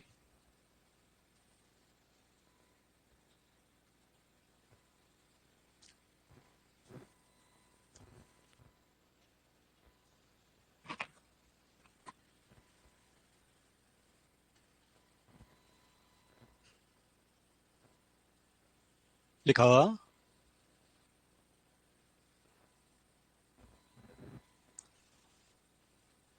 तो एक बच्चा कमेंट कर रहा था, मुझे बोले सर आप धीरे पढ़ाओ और कोर्स जल्दी खत्म कर दो। मैंने कहा तू पढ़े भी मत और सुपरवाइजर भी बन जा। ऐसा हो सकता है क्या? पता नहीं क्या ही सोच गया, उनको ऐसा लगता है कोई पेन ड्राइव वगैरह है जो दिमाग में लगा देंगे और पूरा अपलोड कर देंगे।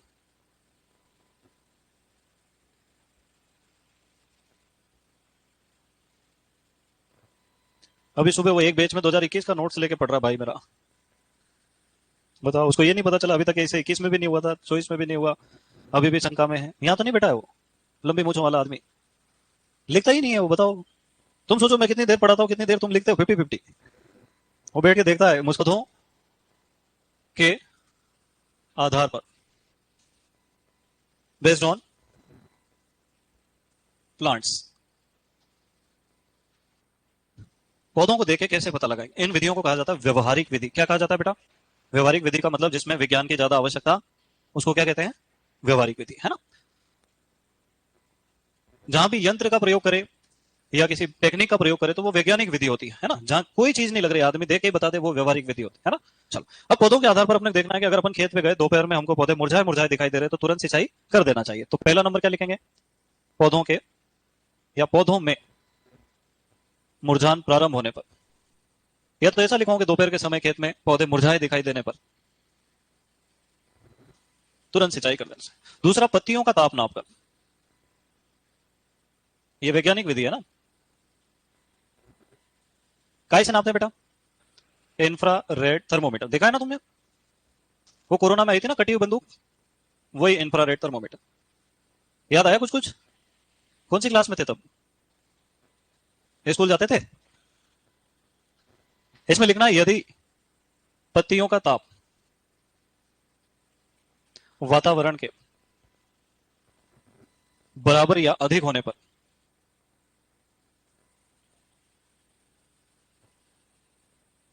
सिंचाई कर देना चाहिए।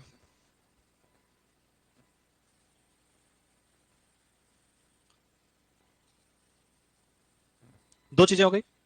अब तीसरा, सूचक पौधा। सूचक पौधा किसको कहेंगे बेटा? है ना, जो पौधा सबसे पहले नमी के कमी के लक्षण प्रकट करेगा उसको हम क्या कहते हैं? सूचक पौधा। और सूचक पौधा कौन है बेटा? सूरजमुखी। जब सूरजमुखी मुरझा जाता है उसी अवस्था को मृदा में पीडब्ल्यूपी कहते हैं, परमानेंट विल्टिंग पॉइंट या स्थायी मुरझाना, भी पढ़ेंगे बना के। और क्या कर सकते हैं बताओ? मृदा का लड्डू बना सकते हैं। कैसे बनाएंगे मृदा का लड्डू?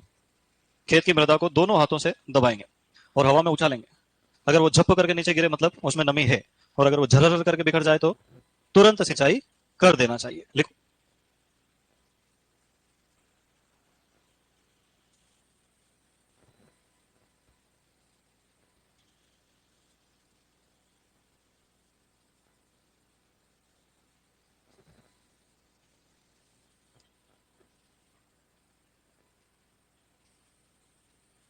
और पांचवा है क्रांतिक अवस्था के आधार पर, जो खुद अपने आप में एक टॉपिक है और बड़ा भारी टॉपिक है। अब मैं हर साल सारी क्रांतिक अवस्था पढ़ाता हूं, पर मैंने जब पुराने पेपर देखे तो मुझे पता चला कि 5 ही आती है बस। कितनी आती है? और उन 5 के बाहर प्रश्न भी नहीं आता है। 5 पढ़ाऊंगे सारी? तुम्हारी जैसी इच्छा, मैं सब कुछ पढ़ा सकता हूं।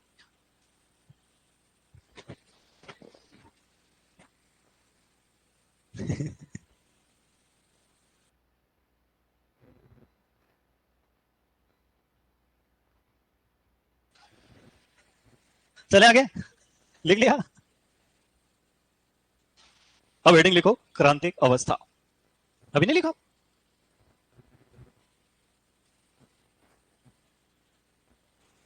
लिखो क्रांतिक अवस्था, क्रिटिकल स्टेज।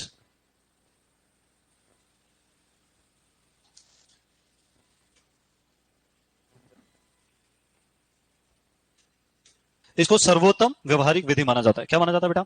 कोई आपसे पूछे कि सिंचाई के समय के निर्धारण की सर्वोत्तम व्यवहारिक विधि कौन सी है? क्रांतिक अवस्था। अपन चाहे तो लिख भी सकते हैं, क्या लिखेंगे?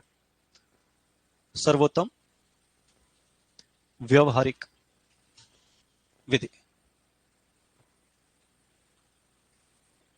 इसमें लिखो, किसी पौधे के जीवन काल की वह अवस्था, या फसल लिख लें, किसी फसल के जीवन काल की वह अवस्था, दोनों ही सही है ना।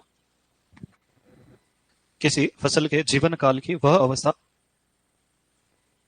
जब उसे सिंचाई की सर्वाधिक आवश्यकता होती है। किसी फसल के जीवन काल की वह अवस्था जब उसे सिंचाई की सर्वाधिक आवश्यकता होती है। लिखा? फिर कॉमा लगाओ। इन अवस्थाओं पर सिंचाई नहीं मिलने से,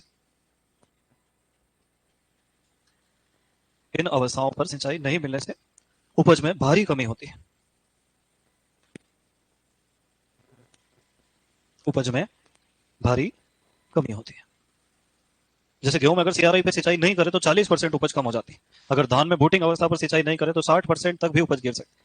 मतलब एक ही सिंचाई मिस कर दी, मामला ही बराबर हो जाए। तो पहले तो अपन लिखेंगे 5 सबसे ज्यादा महत्वपूर्ण क्रांतिक अवस्था है। ठीक है, पहला किसमें लिखेंगे बेटा? गेहूं में। गेहूं में कौन सी अवस्था है? सीआरआई अवस्था। इसको कहते हैं शिखर जड़ बनते समय या शीर्ष मूल अवस्था।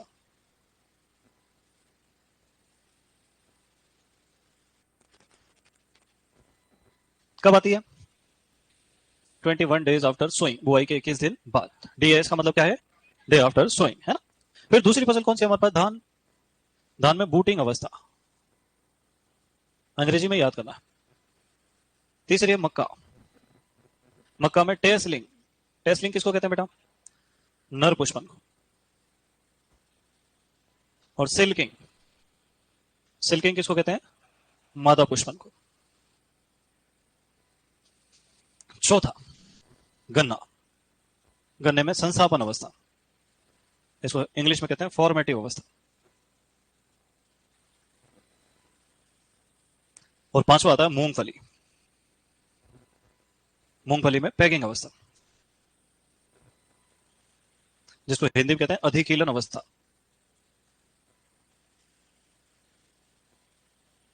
इसी को कहते हैं सुइयां बनते समय।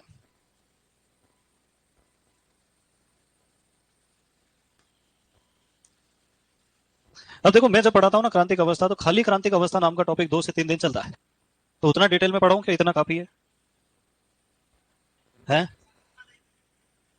क्वेश्चन आता है कि नहीं आता है, ये तो पूछने वाले पर निर्भर करता है वो कितना डीप में जाना चाहता है। तुम बताओ तुम्हारी कैपेसिटी कितनी है?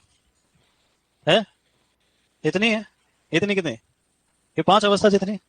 ठीक है। नहीं, बाद में कोई आके मेरे से कहे कि सर अब मैंने आपसे पहले पढ़ा हूं, आपने तो इतने दिन पढ़ाया था, अब तो शॉर्टकट में खत्म कर दिया, तो मुझे अच्छा थोड़ी लगेगा उस बात को सुन के।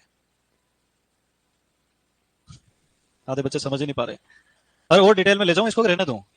ले जाऊं? ठीक। ये लिखो पहले तो। लिख ली?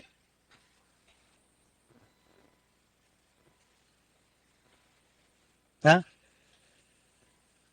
खुद ही कंफ्यूज हो तो सही है। चले आगे। एक तो लिखते रहते हो फिर कहते हो यस सर। चलो, अब देखो अलग अलग फसलें हैं। जैसे अपन बात करें गेहूं, तो गेहूं में सिंचाई की कितनी क्रांतिक अवस्थाएं हैं? 6। पहली अवस्था का नाम क्या है? सीआरआई अवस्था। फिर दूसरी अवस्था का नाम है टिलरिंग। अंग्रेजी में लिखो, हिंदी में?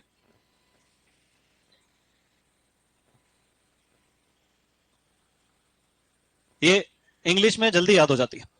कौन सी अवस्था है देखो? सीआरआई, टिलरिंग और ज्वाइंटिंग।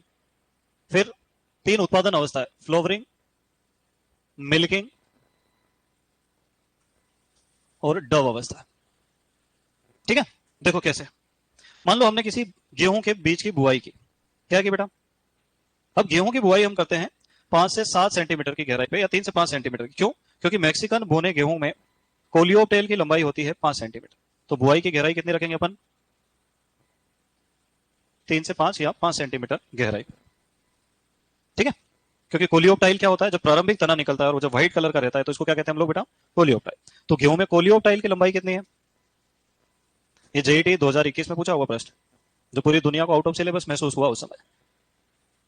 मैक्सिकन बोने गेहूं 5। अब गेहूं में अंकुरण होता है 5 से 7 दिन में। कितने दिन में होता है बेटा? 5 से 7 दिन में। अब जब अंकुरण होता है तो प्राथमिक जड़ें निकलती। क्या निकलती बेटा? प्राथमिक जड़ें, जिनको सेमाइनल रूट्स कहते हैं। क्या कहते हैं? Seminal roots. और ये सेमाइनल रूट्स जो होती है, ये हमेशा अस्थायी होती है। कैसी होती है? फिर बुआई के 21 दिन बाद मृदा सतह के नीचे, किंतु बीज के ऊपर ऐसे मकड़ी के पैरों जैसी जड़ें दिखाई देती है। इनको हम कहते हैं सीआरआई अवस्था। क्या कहते हैं बेटा? इसको शीर्ष मूल भी कह सकते हैं, शिखर जड़ भी कह सकते हैं, है ना, ताज मूल भी कह सकते हैं। इसके बहुत सारे नाम है, इसलिए इंग्लिश में याद करना है। सीआरआई का फुल फॉर्म क्या है?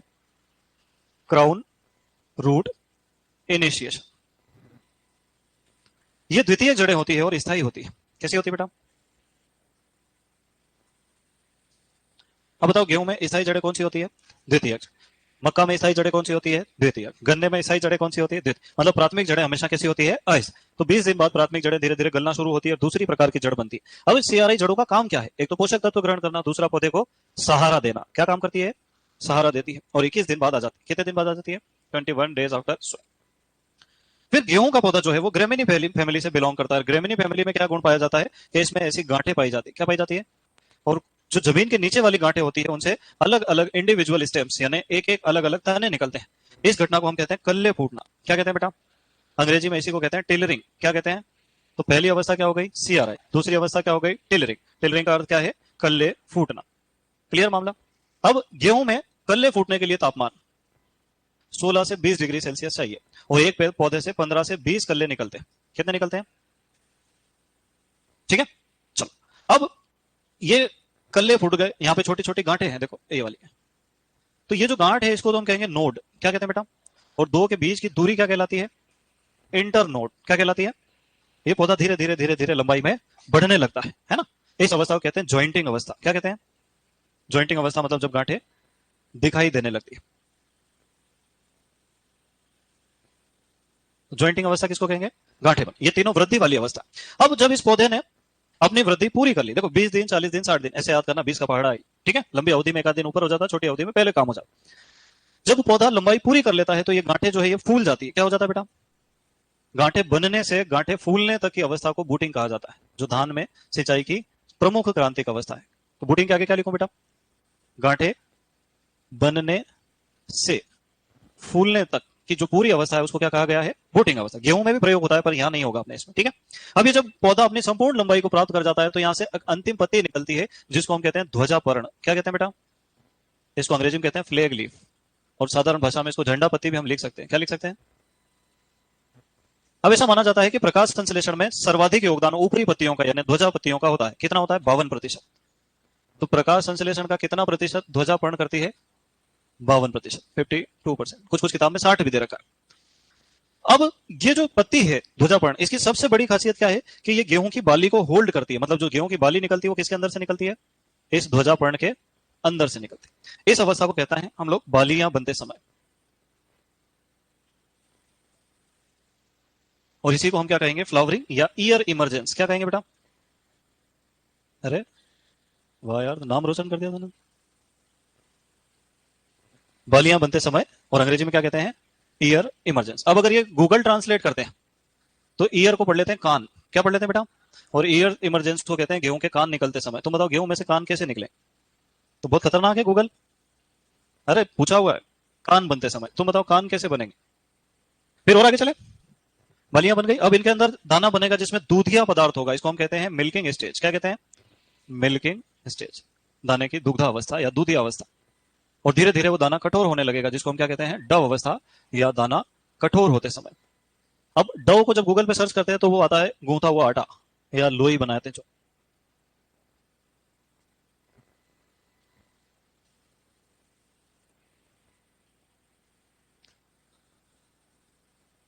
देख रहे हैं हिंदी?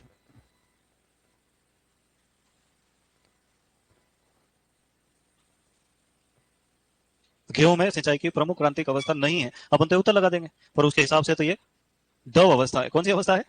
ध्यान रखना है ना, हिंदी अर्थ का अनर्थ कर देती है। ऐसी स्थिति में क्वेश्चन का इंग्लिश वर्जन देखना। तो CRI, tillering, jointing, flowering, milking, Dove. Flowering को हम क्या कह सकते हैं? ईयर इमरजेंस, बालियां बनना या पुष्पन अवस्था एक ही अवस्था है, ठीक है?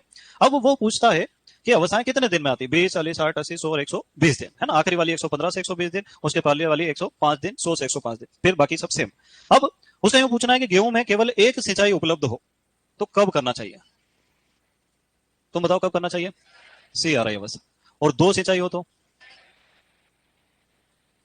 पहली तो कब करना चाहिए? और दूसरी करना चाहिए लेट ज्वाइंटिंग। लेट ज्वाइंटिंग मतलब गांठें बनने के बाद या देरी से अवस्था।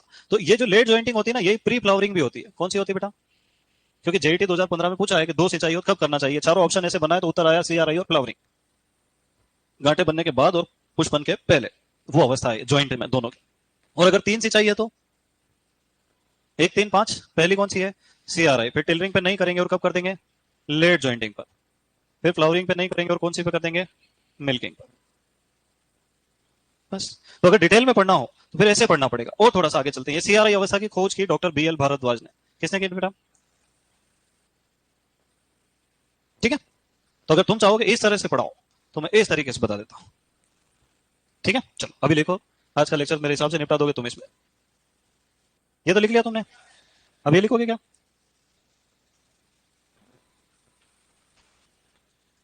फिर यूं मत कहना कोर्स खत्म नहीं हो रहा है ना? मैं बता रहा हूं तुमको, अगर काटने का मटेरियल तो ऐसे उड़ा देता हूं मैं, फोटो बनाता नहीं और क्या। पर इसमें आधा गेहूं कंप्लीट हो गया तुम्हारा। हुआ कि नहीं हुआ? पढ़ाने में खाली समय की कमी है, बाकी तो जिंदगी भर पढ़ते रहो आराम से।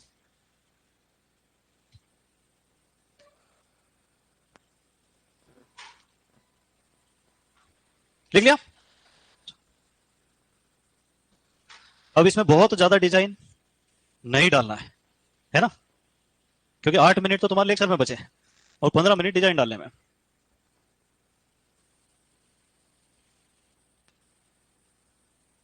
वो एक बालक कह रहा है कि कट कर दो सर। बेटा इसमें से ही प्रश्न आ गया तो फिर मैं कह तो रहा हूं जिन्होंने शॉर्टकट में पढ़ाई करी थी ना वो अभी तक कर ही रहे हैं, और जिन्होंने एक ही बार में मेहनत करी थी 2018 में ही बन गए थे। मैं ऐसे लोगों को भी जानता हूं जिन्होंने 2013 का भी पेपर दिया है, 15 का भी दिया, 18 का भी दिया, 21 का भी दिया, 25 का भी दिया, और अभी भी फॉर्म भरने के लिए तैयार है। कर रहे काम धंधे, खेती कर रहे, कोई दिक्कत नहीं, फॉर्म तो भरेंगे, भगवान ने चाह लग जाएंगे। तुम सोचो भगवान ऐसा चाहते हैं क्या? इतने खतरनाक लोग हैं। मेरे पास फोन आया, बोले आपकी वो किताबें मंगवा लूं क्या? मैंने कहा मंगवा ले। बोले कितनी बड़ी? मैंने कहा 430 पेज के आसपास। अरे गुरु एक छोटी वाली डिजाइन करो ना। मैंने कहा बड़ी वाली में भी नहीं बन रहे पूरे लोग। क्या चाहते हैं, वैक्सीन बना दूं एक सुपरवाइजर की? 90 दिन का कोर्स तुम्हारे लिए लॉन्च किया है। Tillering, jointing, flowering, milking, dough, इसको दो टुकड़े में बांटना। सीआरआई टेलरिंग जॉइंटिंग वृद्धि वाली अवस्था है, फ्लावरिंग मिल्किंग डो उत्पादन अवस्था है ना, पुष्पन अवस्था उत्पादन अवस्था मानी गई। फिर मुझे एक बात बताओ, गेहूं में तो सीआरआई अवस्था है, धान में वोटिंग अवस्था, मक्का में टेस्लिंग और सिल्किंग अवस्था, और गन्ने में फॉर्मेटिव या संस्थापन अवस्था, और मूंगफली में पैकिंग अवस्था। तो ये सारी चीजें अपन कल पढ़ लेंगे, ठीक है। अवस्था गांठे बनने से लेके गांठे फूलने तक की अवस्था। बात आती मक्का की। तुमने मक्का का पौधा देखा क्या कभी? कहां देख लिया? अब जैसे गेहूं में 3 प्रकार की जड़ें आती है कि 2 प्रकार की? 2 प्रकार की, एक प्राथमिक और एक द्वितीयक। मक्का में 3 प्रकार की जड़ें आती है। कितने प्रकार की आती है बेटा? एक आती है प्राथमिक जड़ें, फिर आती है द्वितीयक जड़ें, और मक्का में जो गांठें हैं वो ज्यादा साफ दिखाई देती है। तो पहली, दूसरे और तीसरे नंबर की जो गांठ होती है यहां से भी जड़ें निकलती है। इनको हम कहते हैं प्रोप रूट या ब्रेस रूट। क्या कहते हैं बेटा? प्रोप रूट या ब्रेस रूट, जो जमीन के ऊपर दिखाई देती है ना। अब इनमें से कुछ भाग हरे रंग का भी होता है जो प्रकाश संश्लेषण करता है। क्या करता है बेटा? तो प्रोप रूट का काम एक तो सहारा देना, दूसरा प्रकाश संश्लेषण करना। अब भुट्टा का जो मादा पुष्प है उसको हम भुट्टा कहते हैं, और इस भुट्टे का जो वर्तिकाग्र है इसको हम सिल्क कहते हैं। क्या कहते हैं बेटा? पर अब पढ़ाते पढ़ाते इतने आगे निकल गए कि मादा पुष्प को ही सिल्क कहना शुरू कर दिया। तो वास्तविकता में सिल्क क्या है बेटा? वर्तिकाग्र है। पर अब इसको जब पढ़ाया जाता है तो पूछा जाता है कि मक्का का मादा पुष्प क्या कहलाता है? सिल्क, है ना। और नर पुष्प, ऊपर देखा तुमने मक्का में नर मंजरी। अब मक्का एक ऐसा पौधा है जिसमें नर पुष्प और मादा पुष्प दोनों एक ही पौधे पर होते हैं और फिर भी अलग अलग होते हैं। इस अवस्था को कहा जाता है उभय लिंगाश्रयी। क्या कहा जाता है बेटा? तो कोई आपसे पूछे कि मक्का का पौधा किस प्रकार का पौधा है? उभय लिंगों को आश्रय देने वाला पौधा, उभय लिंगाश्रयी। क्या ये द्विलिंगी है? नहीं, द्विलिंगी पौधा नहीं होता है, द्विलिंगी पुष्प होता है, ठीक है। इसको हम कहते हैं मोनोशियस। क्या कहते हैं? तो प्रश्न आता है कि कौन सा पौधा मोनोशियस है? मक्का का, है ना। उधर भी हॉर्टिकल्चर में बहुत सारे हैं। तो मोनोशियस पौधा वो पौधा होता है जिसमें मादा पुष्प भी होता है, नर पुष्प भी होता है, और दोनों एक ही पौधे पर किंतु अलग अलग स्थानों पर उपस्थित होते हैं। अब प्रश्न आता है मक्का में पहले परिपक्व कौन होगा? नर पुष्प। और बाद में परिपक्व कौन होगा? तो ऐसा माना जाता है कि जो नर पुष्प है ये 50 से 55 दिन में परिपक्व हो जाता है। कितने दिन में बेटा? 50 से 55 दिन, 50 to 55 डेज। और 60 से 65 दिन में कौन परिपक्व हो जाता है? दोनों अलग अलग समय पर परिपक्व होते हैं, इसको कहते हैं भिन्न काल पक्वता। क्या कहते हैं बेटा? और इस कारण से मक्का में स्वपरागण नहीं हो पाता है। तो बताओ मक्का किस प्रकार की फसल है? अब कई बार प्रश्न आता है मक्का में परागण पाया जाता है, पर परागण अपन रट के भी जाते हैं, पर वहां जाके फिर कंफ्यूज हो जाते हैं। अपने कारण नहीं पता है ना।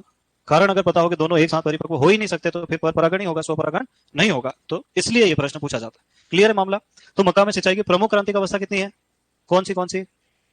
नर पुष्पन और मादा पुष्पन। दूसरा एक और प्रश्न आता है कि मक्का में नाइट्रोजन की संपूर्ण मात्रा का प्रयोग कब कर लेना चाहिए? टेस्टिंग अवस्था से पहले कर लेना चाहिए, है ना, क्योंकि पुष्पन के पहले ही सारा उर्वरक खत्म कर देना चाहिए। अब अगला, और कौन सी फसल पड़ी अपन ने? गन्ना। यही बना दूं उसका चित्र भी? रहने दूं चित्र भी, तो कहां लोड लेते हैं।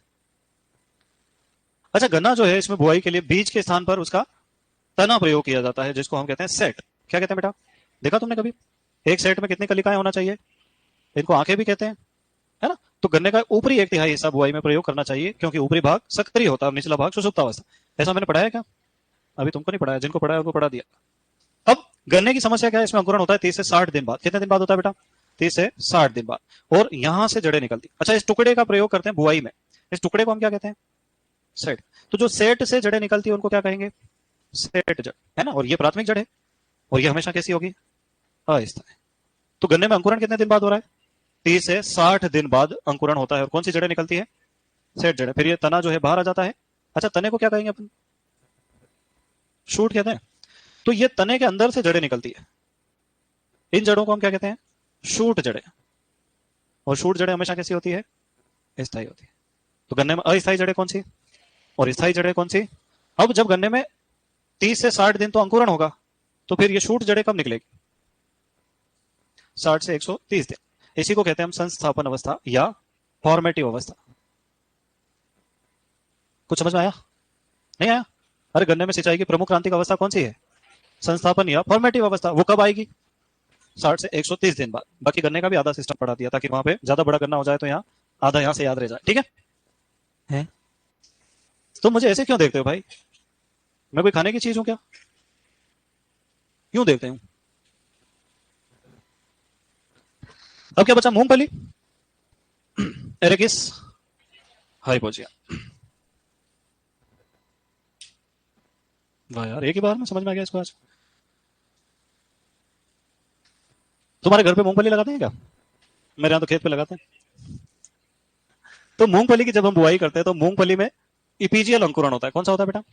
मतलब बीज पत्र भूमि से बाहर आ जाते हैं।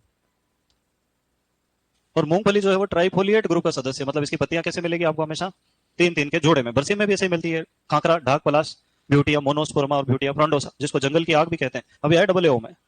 हाँ, पलाश, उसमें भी तीन पत्तियां। और अपने हिंदी में कहावत भी, ढाक के तीन पात। पुराने जमाने में दोने पत्तल उसी से बनाए जाते थे। खाकरा, हाँ वही। तो मूंगफली में ट्राइफोलिएट ग्रुप है। अब यहां पर पुष्पन होता है। क्या होता है बेटा? और मूंगफली में स्वपरागण होता है। क्या होता है? तो स्वपरागण हो जाता है फिर जब ये सूरज की तेज धूप पड़ती है तो इस पुष्प को ये अच्छा नहीं लगता है।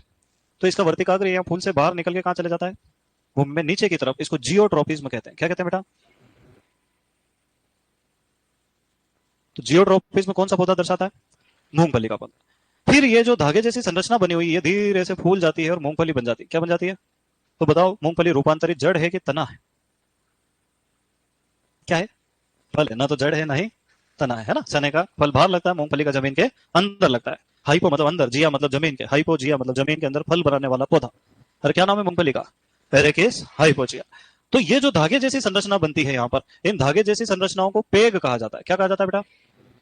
और ये अवस्था को क्या कहा जाता है? पेगिंग। ये अवस्था जल्दी पकने वाली जातियों में 45 दिन से शुरू हो जाती है, पर भरपूर पेगिंग जो है वो 55 दिन की अवस्था में होती है। तो पेगिंग कितने दिन बाद आती है? 55 दिन बाद। फिर रेंज में पूछे तो 45 से 55 दिन। ठीक है, बस बना लो। सर ये आपने बनाया किसका चित्र है? वेरी गुड, सही जवाब।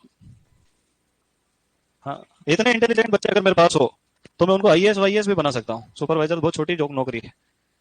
और जो उनका सपोर्ट कर रहे हैं ये चुनाव में भाग लेंगे। क्या क्या सही है? फिर क्या भी पढ़ रहे हो तुम जिंदगी में, ये तो बताओ मुझे जरा। है?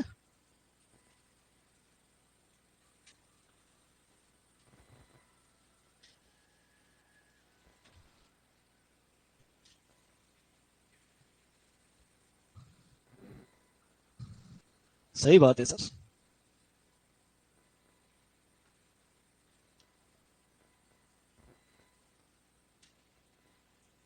अच्छा, आजकल मार्केट में और नया सिस्टम चल रहा है पता है? वो एक गुरुजी आए, वो जो जय महाकाल जय महाकाल जय महाकाल, देखा कि नहीं तुमने? लाखों सब्सक्राइबर हो गए उनके।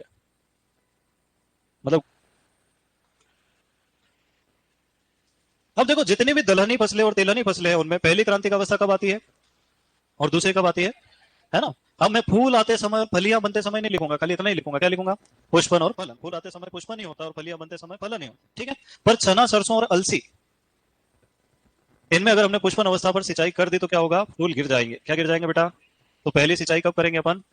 पुष्पन के पहले। और दूसरी कब करेंगे? फलियां बनते समय। फिर जौ, जौ में पहली सिंचाई कब करते हैं? बुआई के 30 दिन बाद। ये डीए समझ में आ जाता है तुम्हारे? और दूसरी कब करते हैं? दाना भरते समय। लिखते जाओ तुम, इसको समझना है ही नहीं, इसको रटना ही है खाली। गेहूं हो गया, धान हो गया, मक्का हो गया। अब क्या बचा अपने पास? चना तो हो गया, सरसों भी हो गया, अलसी भी हो गया, दलहन तिलहन भी हो गया। अब बचा कपास। कपास में एक तो डोडे वाली शाखाएं बनती, सिंपोडियल ब्रांचिंग।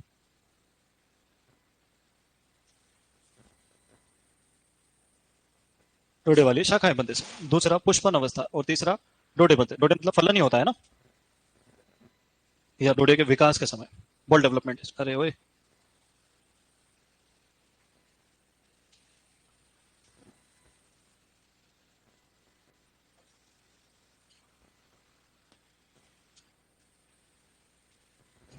और तंबाकू में टॉपिंग, चुटाई के समय जब अपन शेष भाग तोड़ देते ना।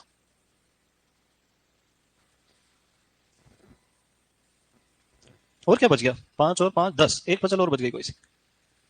कौन सी बच गई? आलू। आलू में 25% कंद बनते समय, है ना। वैसे तो 3 अवस्थाएं हैं, स्टोलन बनते समय, कंदों की वृद्धि का प्रारंभिक समय और कंदों की वृद्धि के समय।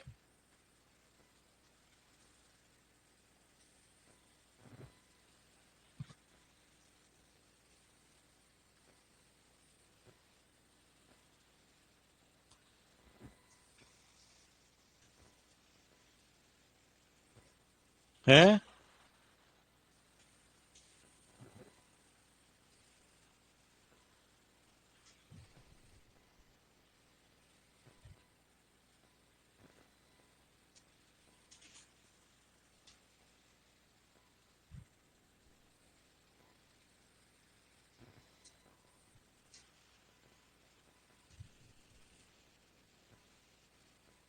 देखा? चलो वेरी गुड, आगे बढ़े। एक तुम्हारी वजह से ही मैं इतना आगे नहीं बढ़ पाया, नहीं तो अभी तक ऑस्ट्रेलिया पहुंच गया होता। चले आगे। बहुत धीरे लिखते हो। तुम्हारे 2 घंटे लेक्चर लेना पड़ेगा। अभी कितनी क्लास आ रही? 6 आ रही, 7 आ जाएगी और क्या। नहीं सर, बनना भी सुपरवाइजर है, पढ़ना भी नहीं, आराम भी चाहिए, नींद भी चाहिए। प्रत्यक्ष विधि और दूसरी अप्रत्यक्ष विधि। हाँ बेटा, कौन रह गया रे? सोहेल में पढ़ा दिया तो आगे बढ़ जाऊं डायरेक्ट। नाम तो लिख दूं कि नहीं लिखूं? टेंसियोमीटर भी पढ़ा दिया गया, जिप्सम ब्लॉक भी पढ़ा दिया गया, न्यूट्रॉन मीटर भी पढ़ा दिया गया। पक्का? Very good. और जलवायु के आधार पर?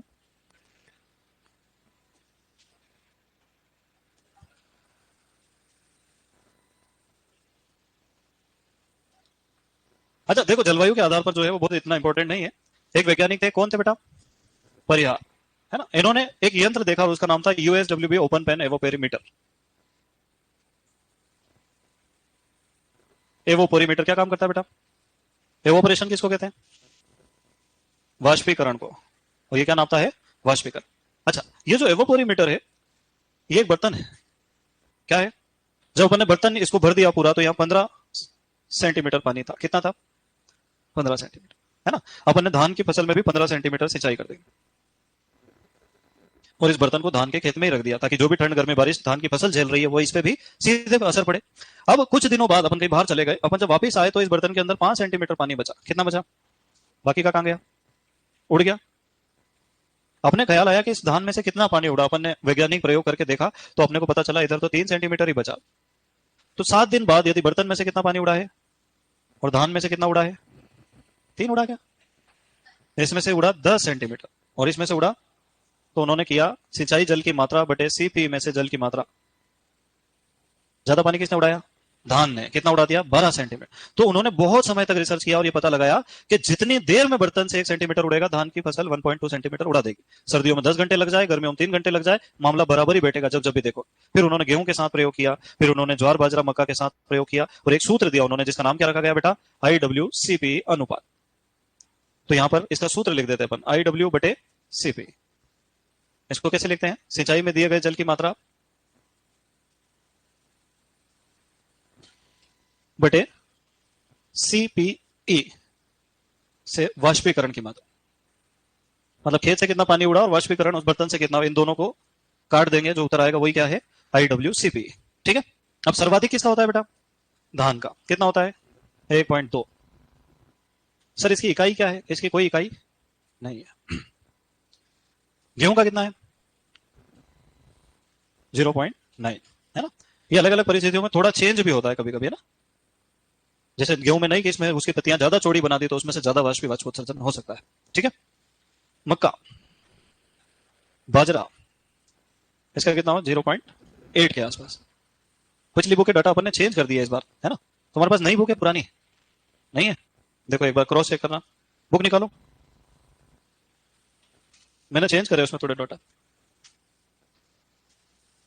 तो जो हमें जल की मुख्य रूप से 5 गतियां हैं। कितनी बेटा? पहली गति का नाम है इनफिल्ट्रेशन। क्या नाम है? अंग्रेजी में क्या कहते हैं? अंग्रेजी में ही है, हिंदी इसकी थोड़ी सी कठिन है। पढ़ो, देखिए क्या लिखा। अंतः स्पंदन, है ना। देखो, जब मृदा के रंध्रावकाशों में पानी नहीं होता है तब उसको असंतृप्त मृदा कहते हैं। क्या कहते हैं बेटा?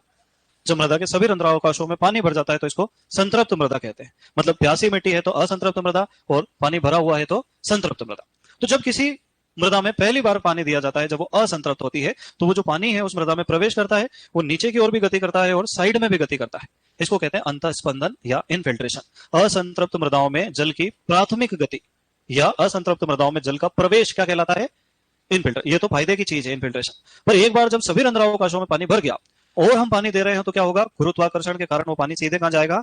नीचे की तरफ। तो संतृप्त मृदाओं में गुरुत्वाकर्षण के कारण जल की नीचे की ओर हानि क्या कहलाएगी? परकोलेशन। तो इनफिल्ट्रेशन तो लाभदायक है और परकोलेशन हानिकारक है। कभी भी पानी देंगे खेत में तो शुरू में तो क्या होगा? इनफिल्ट्रेशन। उसके बाद क्या होगा? परकोलेशन। तो इनफिल्ट्रेशन तक ही सिंचाई करना है, जब परकोलेशन हो जाए तो सिंचाई बंद कर देना है। ठीक है, ज्यादा पानी नहीं देना है। तो ये दोनों एक साथ ही लिख लेते हैं अपन। चलो लिखो इनफिल्ट्रेशन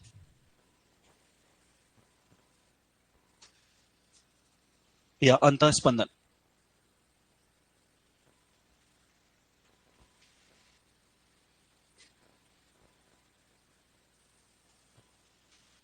लिखो असंतृप्त मृदाओं में जल का प्रवेश।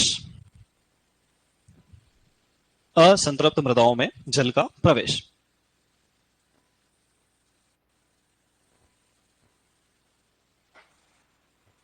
असंतृप्त मृदाओं में जल का प्रवेश इनफिल्ट्रेशन कहलाता है। इतनी परिभाषा छोटी सी। असंतृप्त मृदाओं में जल का प्रवेश इनफिल्ट्रेशन कहलाता है। लिखो, इसका मापन इनफिल्ट्रोमीटर द्वारा किया जाता है, या डायरेक्ट लिख लो यंत्र इनफिल्ट्रोमीटर।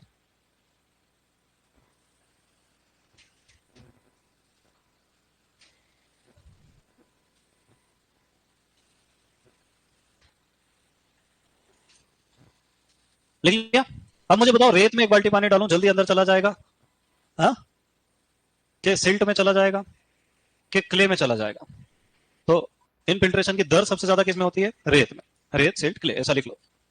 इनफिल्ट्रेशन की दर रेत, सिल्ट, क्ले।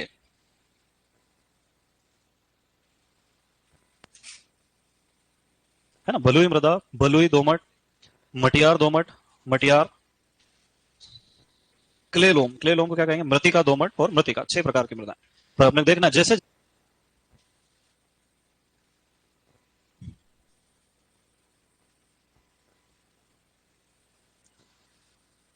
मृदा प्रोफाइल से होते हुए जल का नीचे की ओर चले जाना।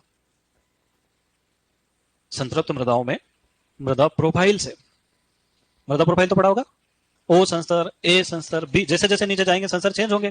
पानी भी ऐसे नीचे जाता है, ओ ए बी। और दोगे तो जितना दोगे उतना नीचे जाए। तो संतृप्त मृदाओं में मृदा प्रोफाइल से होते हुए पानी का नीचे जाना। पर इसमें जल की हानि होती है। फिर तीसरा हम कहते हैं सीपेज। क्या कहते हैं बेटा? सीपेज। नहर अथवा बांध की दीवार से